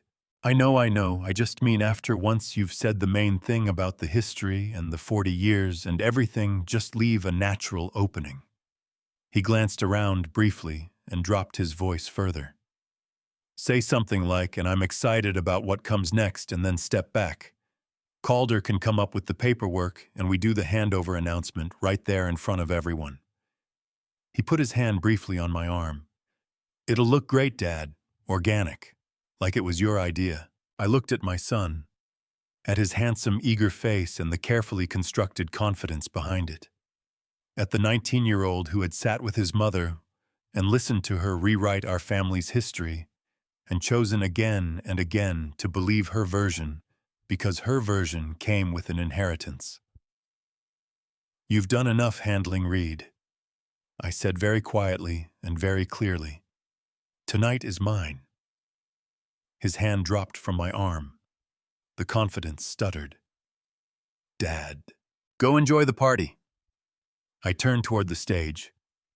I'll see you in a few minutes. I walked to the steps at the side of the small stage and looked out at the crowd gathered on my dock, under my lights on the water my father had loved. Otto was positioned near the boathouse door, steady and watchful. Dorian stood near the bar, his eyes on me. Calder Flynn stood slightly apart from the main crowd, his briefcase at his feet. Caspian was near the back, standing beside Lena, a wine glass in his hand, his eyes tracking me as I climbed the steps. Merrick Voss stood to the left, holding a glass of red wine with the comfortable posture of a man attending what he expects to be a formality. Reed found a spot near the front, close enough to intervene if needed. He nodded at me, "Go ahead, Dad." We're ready, with the encouraging expression of a man who believes he has already won. They all thought they knew how this night would end. I stepped up to the microphone and looked out at all of them. They were wrong. Holden has been carrying this for weeks. The photographs, the diary, the DNA results, the tape recording of his wife's voice. Tonight, it all comes out. In front of everyone. Comment truth below so I know you're still here, because what happens next, nobody in that room saw it coming. Note this story includes fictional elements crafted to carry a message worth hearing. Names and details are illustrative, but the weight behind it is something real people carry every day. I did not use notes. I had written a speech 3 weeks ago, 2 pages careful, and measured the kind of remarks appropriate for a 40-year anniversary. I had thrown it away 4 days later and never written another one. What I had to say tonight did not belong on paper. I adjusted the microphone and looked out at the 83 faces looking back at me. The dock lights made everything warm and gold. The water moved quietly behind the crowd, the evening tide coming in slow and easy. 40 years ago, I said, I built this marina with my father and my brother. The crowd settled into attentive quiet. Reed, near the front, nodded with a small, encouraging smile. My father passed in 2009. Some of you knew him. He was the kind of man who drove a delivery truck for 22 years, so his sons could have a chance at something better than a delivery truck. He laid the first pilings of this dock with his own hands. Everything you're standing on tonight, he started it. A murmur of appreciation moved through the crowd. A few nods. My brother. I paused. Let the words sit for a moment. Most of you know I lost my brother in a storm at sea 35 years ago. I've observed a memorial for him every October since. I've carried that loss for longer than this marina has existed. The crowd was very still now. Reed's smile had softened into something more solemn, more appropriate, performing grief for an audience even now. Tonight, I said, I want to thank the truth, because it finally arrived. I reached into my vest pocket and took out the USB drive. I'd handed it to Otto 2 hours ago with instructions, and he'd loaded everything onto the presentation laptop connected to the screen behind the stage.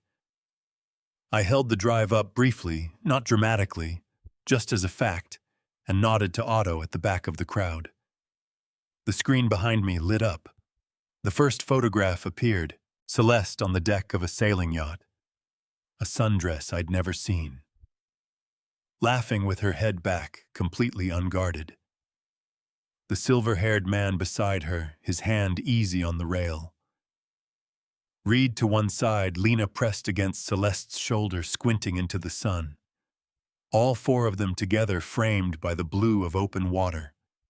And in Celeste's handwriting, along the white border at the bottom, Summer 2004, our real family. The sound that went through the crowd was not a gasp. It was something slower and more collective, a wave of comprehension moving from the front rows, backward person by person, as people read the caption and looked at the faces and began to understand what they were seeing. The dock went absolutely, completely quiet. Lena's face drained of color so fast it was like watching a light switch thrown. She reached one hand out and grabbed the back of the nearest chair and gripped it. Reed turned from the screen to me. The easy confidence was gone. In its place was something harder and more desperate.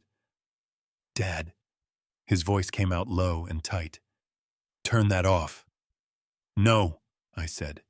"Dad, for 30 years," I said, and my voice was steady, steadier than I had any right to expect it to be. "You all lived in the light. You had the photographs and the vacations and the truth and each other."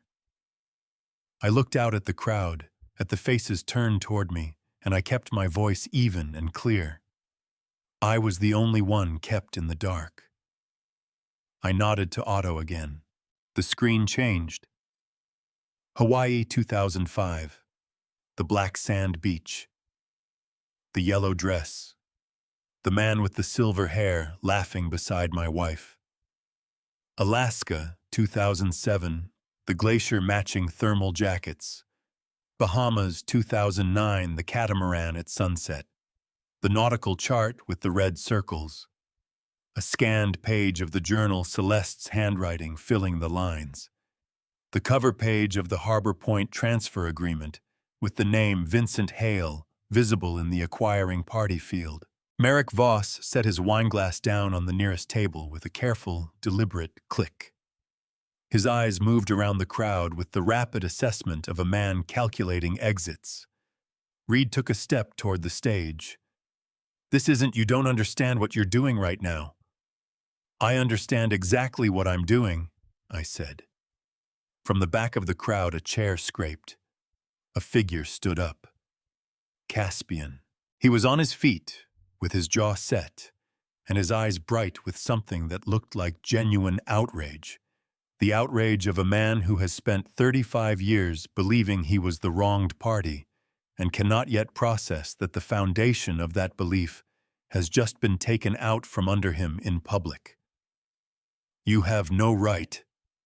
His voice cracked across the dock, sharp and raw. Every head in the crowd turned toward him. I looked at my brother, at the face that was not the face I remembered, but was somehow still unmistakably him. At the gray-green eyes that were wide and burning, and directed at me with 35 years of accumulated, carefully maintained hatred. No right. My voice did not rise. I did not need it to. This was my wife. I pointed to the screen behind me where Celeste's face still glowed in the warm dock light. "That is my son." I pointed to Reed, who had gone very still. "This is the marina I built." I spread one hand to take in everything around us, the dock, the lights, the water. "And you." I held Caspian's gaze across the 30 feet of crowd between us and said his name out loud for the first time in 35 years. "Caspian are the brother I mourned every single October for the past 3.5 decades. The name landed like a depth charge. The ripple moved through the crowd instantly, people turning to each other, voices rising in confused, urgent undertones, everyone looking between me and the silver-haired man standing at the back of the gathering, with his face going white as paper. Merrick Voss turned to Caspian with an expression that had shifted from calculated composure to something considerably closer to alarm. "Who is this man?" he demanded, his voice carrying, despite his attempt to keep it low. I answered before Caspian could draw breath. "My brother," I said clearly into the microphone for everyone on that dock to hear. "The man who faked his death, changed his name, and spent 3 decades living with my wife. His name is Caspian Marsh. And every person standing on this dock tonight deserves to know that." The crowd broke open all at once. 83 people who had been holding collective breath released it in a wave of urgent, overlapping voices, turning to each other, reaching for arms, pointing at the screen, pointing at Caspian, pointing at me. The jazz quartet had stopped playing somewhere during the photographs, and the dock felt raw and exposed, without the music, just the sound of the ocean and the rising noise of people confronting something they hadn't come here expecting. Lena's voice cut through all of it. "Don't act like you're the only victim here."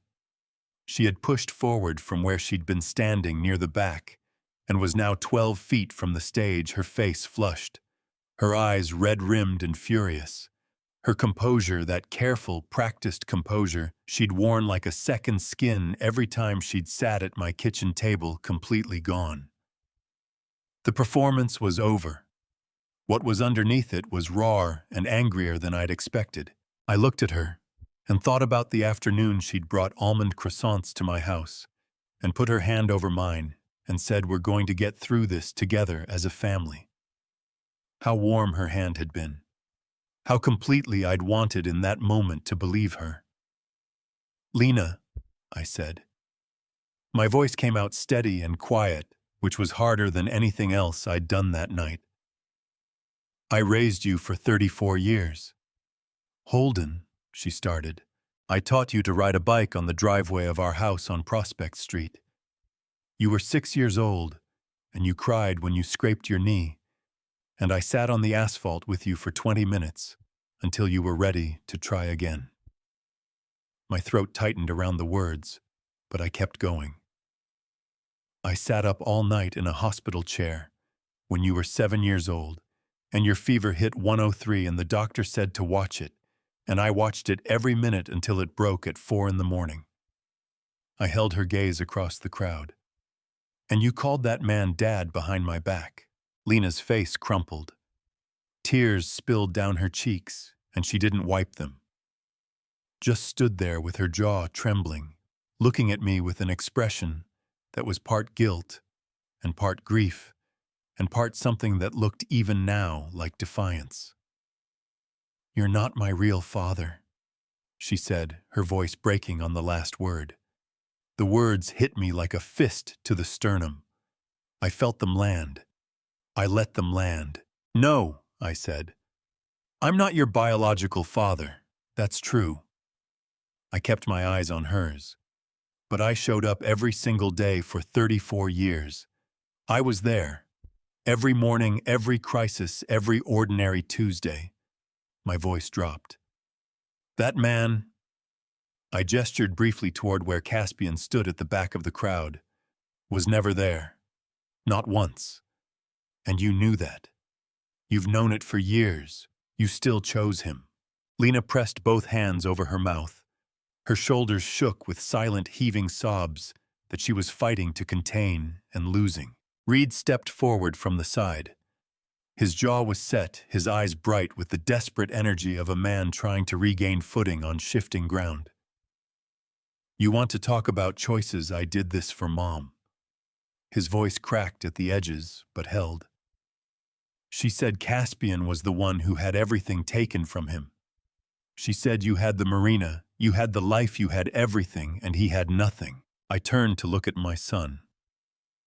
My actual son, blood of my blood, the boy I had taught to tie a bowline knot at age 9 on this exact dock. "And what about me, Reed?" I said. The quietness in my voice was deliberate, controlled. "You've known the truth since you were 19 years old. That's almost 20 years. I watched him flinch. "You sat with me at Caspian's memorial every single October. You stood next to me at that waterfront, and you watched me grieve your uncle, and you said nothing. You looked me in the eye, Reed, year after year." Reed opened his mouth, closed it. His hands flexed at his sides. "You want to tell me you did it for your mother," I said. "But your mother's been gone for 3 months. And 2 weeks after her funeral, you were in my marina office telling Merrick Voss that the transition was on schedule." I reached into my vest pocket and took out my phone and nodded to Otto at the back. The screen behind me changed. The marina office shot from the upper corner. Reed in my chair, jacket off, sleeves rolled, leaning back with his hands behind his head. Lena across the desk. The audio came through the dock speakers with perfect clarity. "The old man will sign. After the anniversary party, we announce the transfer." The crowd went rigid. Reed's voice unmistakable coming from the speakers above the dock where 40 years of clients and employees and people who had known him since childhood were now standing and listening. "The old man will sign. Reed's face went the color of old concrete. He looked at the screen, then at the crowd, and what I saw in his eyes in that moment was not anger and not defiance. It was the particular horror of a man hearing himself say the worst thing he has ever said, played back at full volume in public, with no way to take it back. The people nearest to him stepped back almost unconsciously, creating a small, empty circle around him. I looked at my son. I waited. Reed said nothing. For the first time all evening with the crowd watching, and the recording finished, and nowhere left. To maneuver Reed Marsh had absolutely nothing to say. His mouth worked once opened slightly and closed. His eyes were wet, and his jaw was trembling, and his hands hung at his sides completely still, and for one unguarded moment, he looked less like the man who had sat in my chair calling me the old man, and more like the 19-year-old who had stood in a kitchen doorway and listened to his mother rewrite his family's history, and been too young and too afraid and too hungry for her approval to push back. It didn't absolve him, but I saw it. "That silence, Reed," I said very quietly. "That's the only honest thing you've done tonight." His chin dropped. He turned his face away. Calder Flynn moved. He came up the steps at the side of the stage without hurrying, carrying his briefcase, his face composed and professional. He set the briefcase on the table beside the podium and opened it and laid a bound document on the surface with a clean, deliberate motion. "My name is Calder Flynn," he said into the microphone. "I am Mr. Marsh's attorney of 40 years. I want the record to reflect that all forged signatures, all preliminary transfer agreements, and all documented evidence of conspiracy and coercion in this matter have been compiled and submitted to the appropriate authorities as of this morning." He looked out at the crowd without expression. "Anyone with questions about legal exposure in connection with this transaction should consult their own counsel immediately." From the far left edge of the gathering, Merrick Voss was already moving. He set his wineglass on the nearest table without looking at it, straightened his jacket, and walked at a brisk, controlled pace toward the marina exit. "I want no part of this," he said to no one in particular, not stopping, not looking back. The dock buzzed and shifted as people watched him go. I stood at the microphone and looked at Reed, who still hadn't raised his head, and at Lena, who was wiping her face with the back of her hand and staring at the dock planking like she was trying to memorize the grain of the wood. There was one more person left to face. The crowd had thinned. Some guests had left during the camera footage. Others stayed held in place by the particular gravity of witnessing something that could not be unseen. They stood in loose clusters on the dock, voices, low eyes moving between me and the silver-haired man near the back, who had not moved since I'd said his name. Caspian Marsh stood alone. Lena had moved away from him after the footage played, not dramatically, not with words, just a slow, incremental drift, until she was standing 6 feet to his left, instead of beside him, which was its own kind of verdict.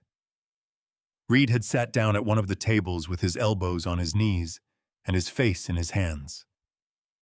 Merrick Voss was already gone. I stepped down from the stage.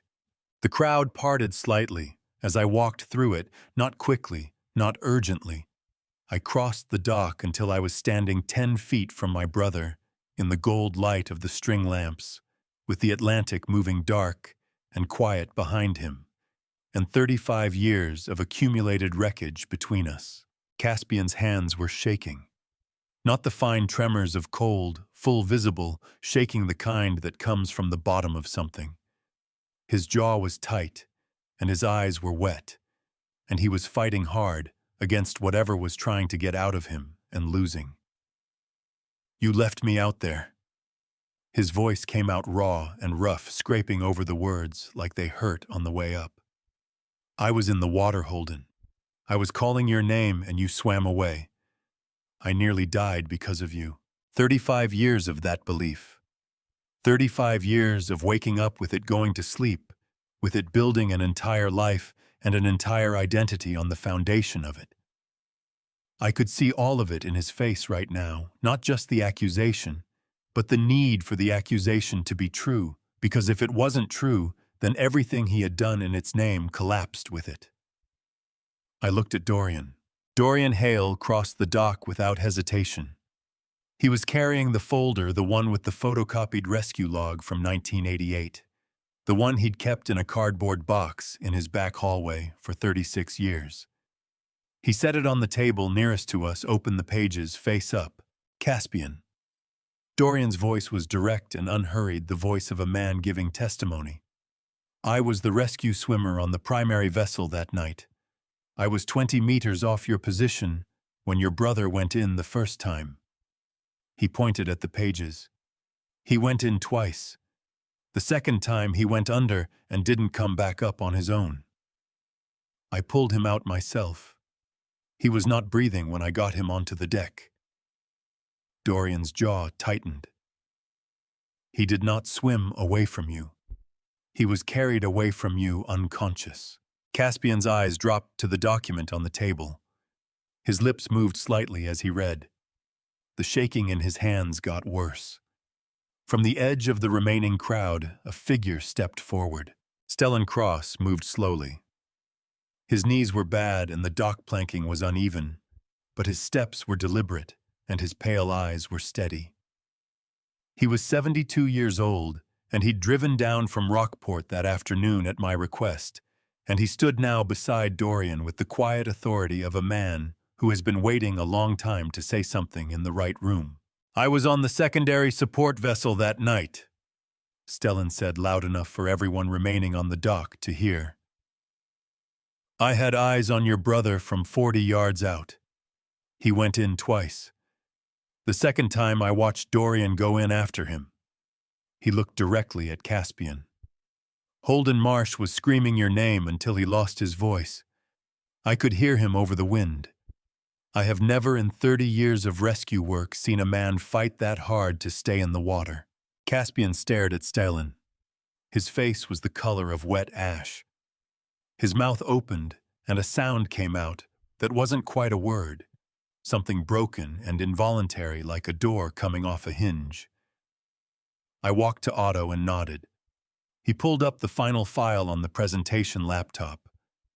The rescue report appeared on the screen behind the stage, Stellan's own handwritten log entry, blown up large enough to read from the dock. R. Calloway entered the water a second time, disregarding the order to retreat.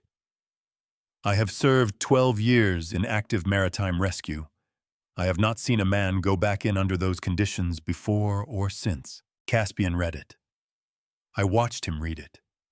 I watched his chest rise and fall in rapid, shallow breaths, watched his hand come up and press hard against his sternum like he was trying to hold something inside, watched the 35-year architecture of his anger crack from the foundation up in real time. She told you I abandoned you, I said, because if we ever made peace, if you ever found out what actually happened that night, and forgave me, she would have lost us both.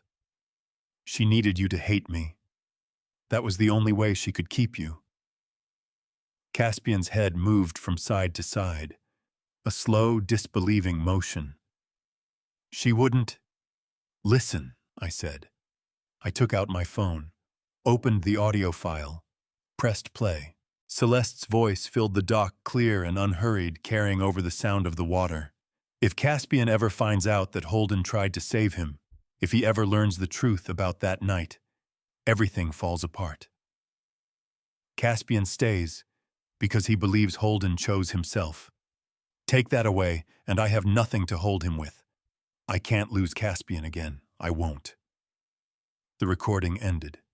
The dock was so quiet, I could hear the individual halyards on the nearest sailboat ticking against the mast in the evening breeze. 80 people stood without speaking, without moving, the weight of those words settling over all of us like something physical. Caspian sat down. Not into a chair, there was no chair behind him. He sat down onto the dock, planking itself heavily, both hands planted on the wood, his head dropping forward, his whole body folding under something that had been suspended for 35 years and had just all at once come down. 35 years. His voice was barely audible, scraped hollow. I hated you for 35 years. I stood over my brother, this stranger, who was still somehow the boy who had painted a boathouse wall beside me on a Saturday morning, who had stood on our father's dock and said, I think we built something, and I looked at him for a long time. Not as a victim looks at the person who hurt him. Not as an investigator looks at a subject. The way an older brother looks at the younger one after something has gone very wrong and cannot be entirely undone but must somehow be acknowledged. I know, I said. The party didn't end so much as it dissolved. There was no formal conclusion, no final toast, no moment where someone said, that's it, it's over. People simply began to leave in ones and twos at first, then in larger groups gathering their jackets and their spouses and their expressions of stunned private discomfort, and making their way off the dock with the careful movements of people who have witnessed something they will be processing for a long time. Calder intercepted Reed near the main gate. I watched from the stage steps as my attorney placed himself in front of my son with a document in hand and spoke to him in a low, even voice that carried no warmth and no flexibility. Reed's face went through several iterations, resistance, then calculation, then a kind of deflated gray resignation as Calder walked him through exactly what had been filed, what it meant, and what Reed's options were going forward. Which from the look on Reed's face were not many. Lena left without speaking to me again. She walked past the stage with her head down and her arms crossed over her chest, and her eyes red and swollen from crying, and she didn't look up as she passed. I watched her go. My chest ached with the particular specific pain of watching someone you raised walk away from you. And I let the pain be there because trying to push it away had never worked for me. And I was too old to start now. Don't ever let it go, my father had said. Standing on this exact dock in this exact spot with his hand on my shoulder, and 40 years of a delivery driver's savings poured into the ground beneath our feet. He hadn't been talking only about the marina. I stepped back up to the microphone one last time. Maybe 30 people remained, mostly employees, a few longtime clients, who hadn't been able to bring themselves to leave Dorian near the boathouse wall, Otto by the gate. I want to say one more thing, I said. My voice was tired now. I didn't try to hide it. Harbor Point Marina is not for sale. It was not for sale last month, it is not for sale tonight, and it will not be for sale tomorrow. I looked out at the people who had worked beside me, some of them for decades, and I felt something loosen in my chest that had been wound tight for months. From tonight, Reed and Lena Marsh have no management authority over this property.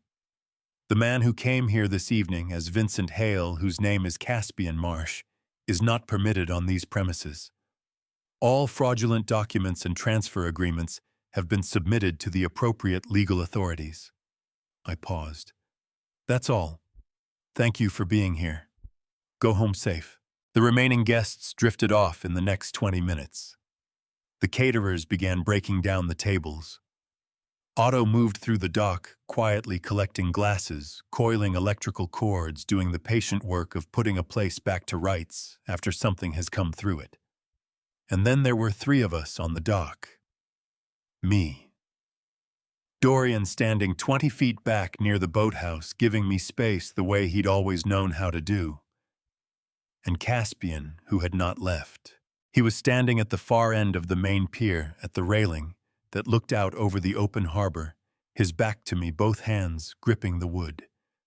The string lights were still on. In their warm gold glow with the dark water moving below him, and the night sky above, he looked smaller than he had at any point during the evening. Older. Like a man who had been holding something very heavy for a very long time, and had just been told that the thing he'd been holding wasn't real. I walked the length of the pier and stopped 8 feet behind him.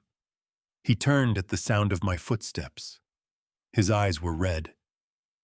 Not from crying, or not only from crying, but from the particular physiological devastation of having a 35-year belief system dismantled in public in under an hour. His hands dropped from the railing. He looked at me with an expression I didn't have a name for, something between pleading and shame, and the remnants of an anger that had nowhere left to go. "Holden."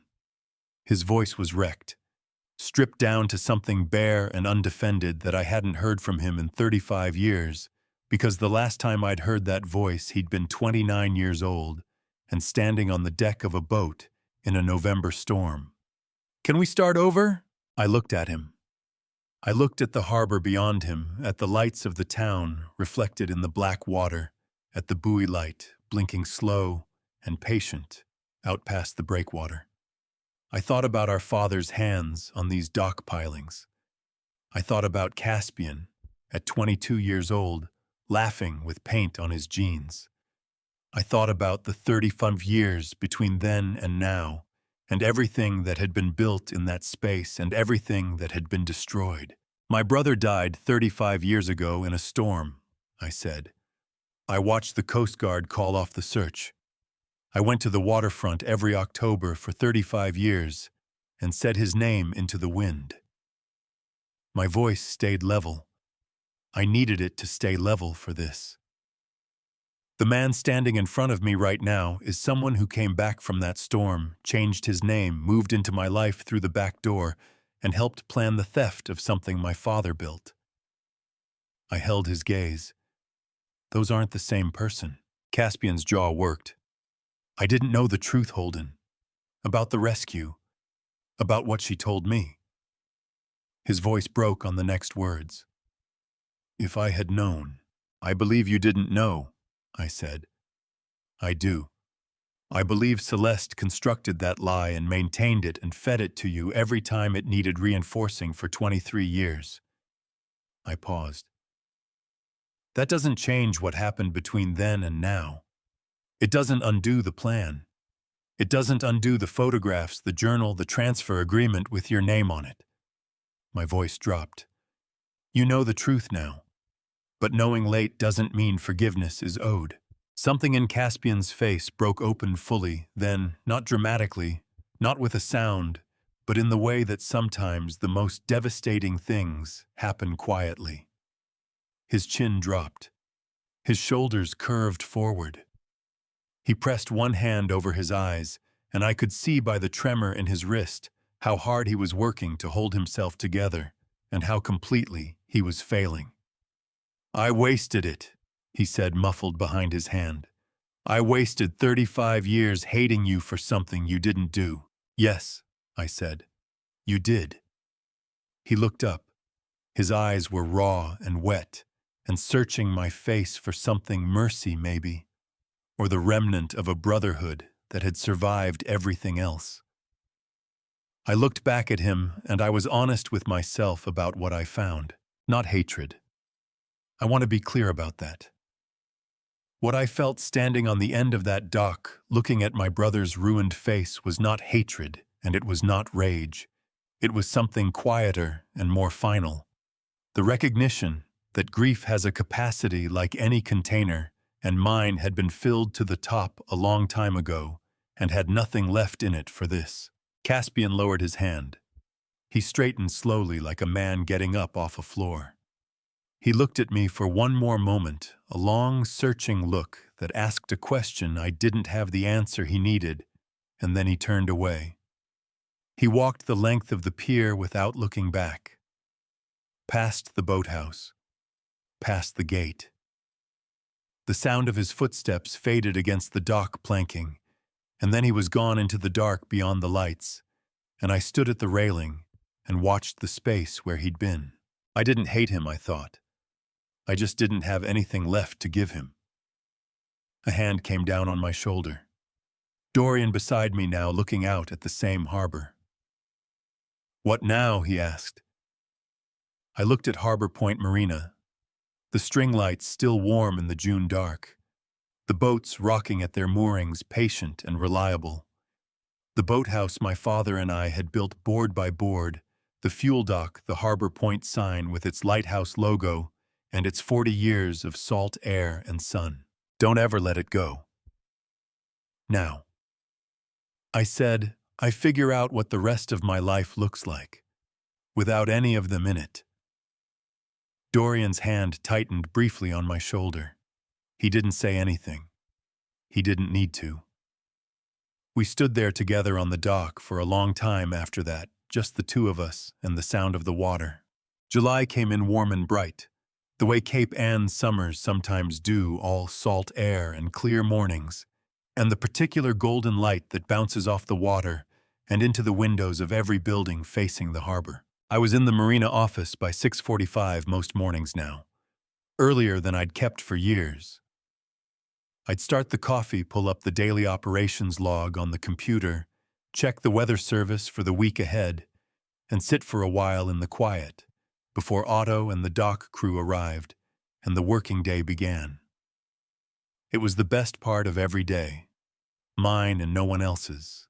Otto appeared in the doorway at 7:15 on a Thursday in late July, coffee in hand, his canvas work vest already on, and looked at me with the expression he'd been wearing for 3 weeks, steady, careful, watching for something without being obvious about it.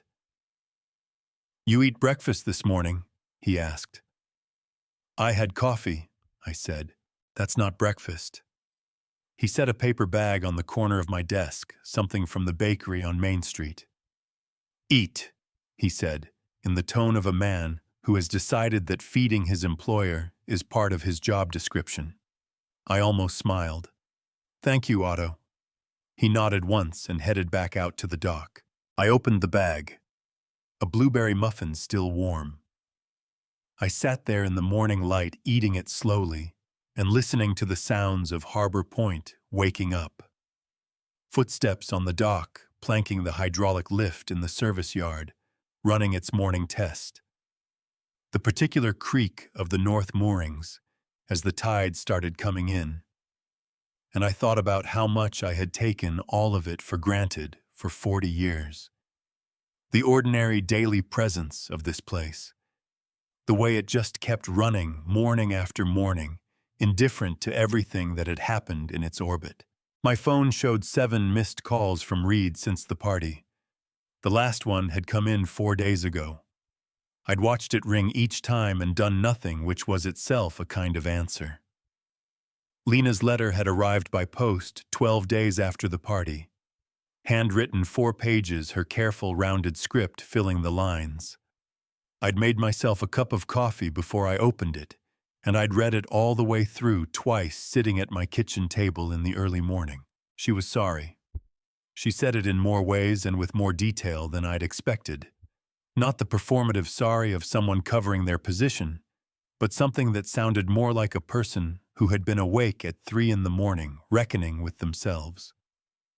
She wrote about the night her mother had told her the truth she'd been 25, and Reed had been the one who sat her down and explained it, and she'd cried for 2 days and then slowly, gradually, let herself be pulled into the logic of it. She wrote about how she'd told herself it didn't change anything, that Holden was still her father in every way that mattered, and how she'd believed that until she realized she'd stopped acting like it was true. She didn't ask for anything. She didn't ask me to call, or to forgive, or to pretend. She just said she was sorry, and that she would understand whatever I decided. I folded the letter back into its envelope. I opened the bottom drawer of the kitchen desk, the one where I'd always kept things I wasn't ready to deal with, but couldn't bring myself to discard, and I put it in there and closed the drawer. I didn't forgive her. I want to be honest about that. The forgiveness people talk about, the clean releasing kind, the kind that sets both parties free. I wasn't there yet, and I didn't know if I would be. What I had was something messier and more honest. I couldn't burn the letter. I couldn't throw it away. I put it in the drawer and left it there. Maybe that was the closest thing to mercy I had left. The marina sale of the tour operation portion had closed the previous week. I'd sold the luxury charter coordination business, the part Celeste had built the high-end touring contracts and client relationships to a reputable operator out of Newburyport who'd been trying to acquire it for 2 years. I kept Harbor Point itself, the dock, the moorings, the service yard, the boathouse, the fuel station, the bones of what my father had started. With the proceeds, I set up a fund. Otto found out about it the morning I called the bank to finalize the structure. He came into the office with a mooring report and stopped when he saw me on the phone with the trust administrator and waited until I hung up. "What's that for?" he asked, nodding at the papers on the desk. "Maritime vocational program," I said. "Kids in Gloucester and Rockport who want to learn the trade but can't afford the training costs. We'll cover certifications, equipment, apprenticeship fees. Start with 10 slots per year and see where it goes." Otto looked at the papers for a moment. His expression did the thing it sometimes did, that careful rearrangement of features that meant he was feeling something he wasn't going to name out loud. "What do we call it?" he asked. I thought about it. I thought about my father's name, and Celeste's name, and Caspian's name, and all the names that had been attached to Harbor Point over 40 years in ways I was still untangling. "Harbor Point Youth Fund," I said. "Just that. Nothing else." Otto nodded slowly. "Good name," he said. "Clean. That's the idea." He went back out to the dock. I sat with the papers and the morning light and the sound of the water, and I thought about the 10 kids who would come through that program next year. Kids who didn't know yet what they were going to do with their lives, who just needed someone to open a door, and something in my chest unclenched that had been tight since March. Dorian came by on a Friday afternoon in early August unannounced as always, carrying 2 bottles of beer from the place on Rogers Street that we'd been going to since 1987. He let himself into the office, set 1 bottle on my desk without asking, dropped into the chair across from mine, and stretched his legs out. "You look better," he said, studying my face with the frank assessment of someone who has known you long enough to track the changes. "I feel better," I said. Which was true and was also a thing I hadn't been able to say with any honesty for a long time. "Read?" he asked. "Still calling. I'm not ready." "Lena." She wrote. I read it. I looked at the desk drawer for a moment. "I'm not ready for that either." Dorian nodded. He picked up his bottle and looked out the window at the harbor, the afternoon light on the water. A sailboat, making its way out toward the open sea. On the outgoing tide, the lighthouse on the point, doing its slow, patient work. "You doing okay, old man?" he asked. I looked out at the same view. The boats, the water, the light. Harbor Point Marina in a late summer afternoon, 40 years old, and still standing, still running, still mine. For the first time in a long time, "Dorian," I said, "I think I actually might be." He raised his bottle toward me slightly. I raised mine back. Outside, the tide kept coming in. I found Dorian sitting on the south dock at 5:30 in the morning. He was already there when I came down with my thermos and my jacket sitting on the dock railing, with his boots dangling over the water, 2 cups of coffee from the gas station on Rogers Street, sitting beside him in a cardboard carrier, looking out at the harbor, like a man who had been awake for a while and had made his peace with it. I stopped when I saw him. "You knew I'd be here. You always come to the water when something's ending." He picked up one of the cups and held it out toward me without turning around. "Sit down, Holden." I sat on the railing beside him, took the cup. The coffee was hot and bad, and exactly what I needed. For a moment, neither of us said anything, not the uncomfortable kind of nothing, but the kind that only happens between people who have known each other long enough that silence is just another form of conversation. The harbor was dark and flat. The string lights from the party, long since taken down the dock, quiet, except for the creak of the moorings and the slow movement of the tide. "How are you actually doing?" Dorian asked. Not the social version of the question. The real one. I thought about it honestly. Some mornings I wake up and for about 30 seconds I forget everything that happened.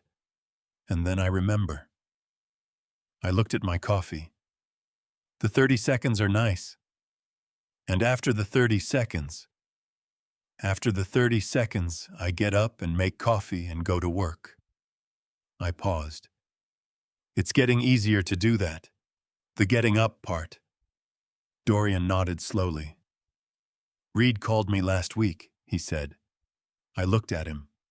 "What did he say?" "He asked me if I thought you'd ever talk to him again." Dorian turned his cup in his hands. I told him I didn't know. That it wasn't my question to answer. He glanced at me sideways. "Is it ever?" I looked out at the water for a long moment. The eastern sky was beginning to separate from the sea, that first barely perceptible difference between where the dark water ended and where the dark sky began. "I don't know yet," I said. "Maybe someday. Not now." I exhaled. "He's my son, Dorian.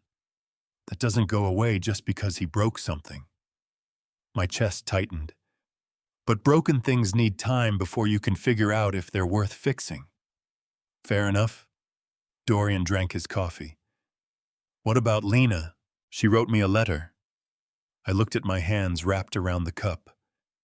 4 pages, handwritten. My throat tightened slightly on the next words. She sounded like herself. The real version, not the performed one. I stopped. Breathed. "I put it in a drawer." "You didn't throw it away?" "No." "That means something," Dorian said. "Maybe," I said. "Or maybe I just couldn't bring myself to throw away 4 pages of my daughter's handwriting." I felt the familiar crack run through my chest, that hairline fracture that hadn't fully closed, and maybe never would.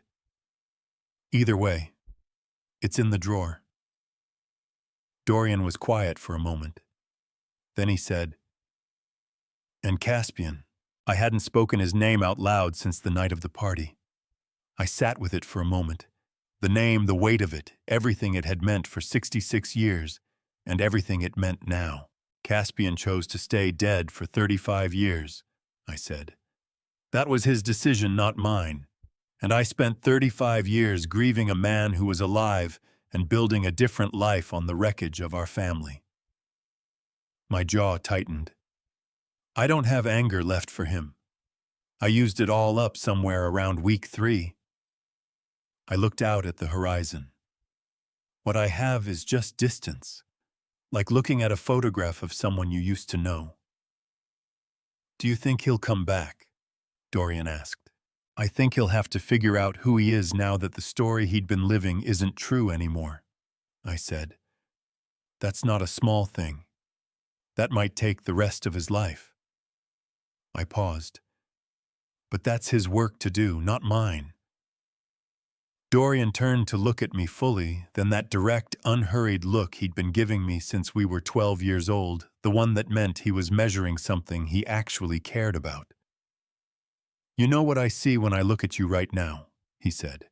"Old man on a dock at 5:30 in the morning." He almost smiled.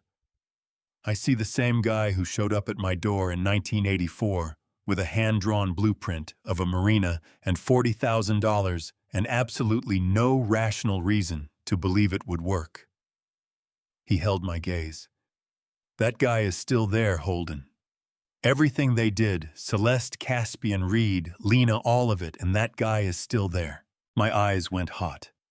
I pressed my knuckle hard against the corner of my eye and held it there for a second. "Don't do that," I said, my voice coming out rough. "Too late," Dorian said, completely unrepentant. "Already did it." I laughed. Short and broken and genuine, the first real laugh I'd produced in longer than I could accurately remember. It surprised me. It surprised Dorian too, from the look on his face, though he covered it quickly. I finished my coffee, set the empty cup down on the dock between us. "I'm taking the boat out," I said. "I know." Dorian picked up the cardboard carrier and stood his knees cracking audibly. "Go. I'll check in with Otto." I stepped down into the 16-footer and ran the lines through my hands, checking them the way my father had taught me, the way I had done 10,000 times, the way I would do 10,000 more. Everything secure. Everything where it should be. "Dorian," I said. He stopped at the dock ladder. "Yeah. Thank you." I looked up at him. "For all of it. The box in your hallway. Stellan. Everything." My throat moved. "I wouldn't have gotten through this without you." He looked at me for a moment with an expression that was warm and gruff and entirely Dorian. "Yes, you would have," he said. "You just would have taken longer." He turned and walked back up the dock toward the office. I started the motor and let the boat run. Past the breakwater, past the channel markers, past the point where the harbor opens into the open Atlantic, and the bottom drops away. I cut the engine and let the boat drift. The sun came up while I sat there.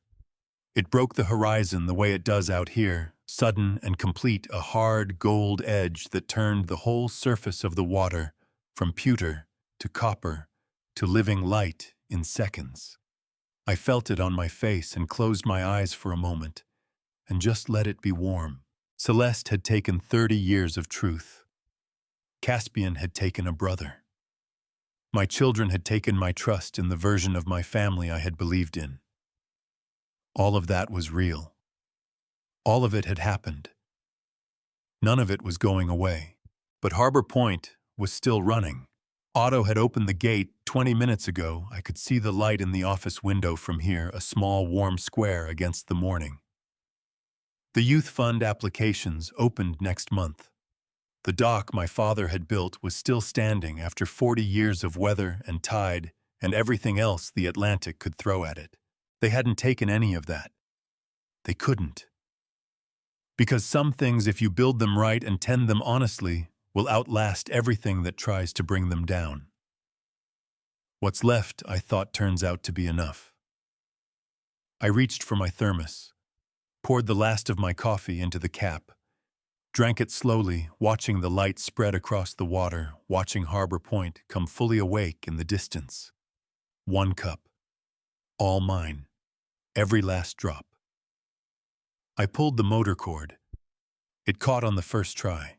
I turned the bow toward home. That's my story. A grandpa story about a man who spent 38 years trusting the wrong people, and one morning finally chose to trust himself. If there's anything I've learned from all of this, it's simple. The truth doesn't disappear just because someone buries it. It waits. And when it finally surfaces, it costs more than if you'd faced it early. I think about what I lost: a wife, a brother, the version of my children I believed in. But I also think about God and how sometimes He hides the things we need to find in the most painful places. That basement room didn't destroy me. It freed me. This is a family story that I'm not proud of, but I'm sharing it because someone out there might be sitting across the table from a second cup of tea that no one is drinking, going through the motions of a life that stopped being real a long time ago. Don't do what I did. Don't wait for the bookshelf to move. Ask the hard questions while there's still time to hear the answers. Because in every grandpa story, in every family story worth telling, the most important chapter is the one where someone finally tells the truth. If this grandpa story reached you in some way, leave a comment below. I'd love to know your thoughts. Share it with someone who needs to hear it, and subscribe so you never miss the next story. Thank you for staying until the end. The following stories contain fictional elements crafted purely for reflection and life lessons. If that's not for you, no hard feelings. Choose what serves your heart best.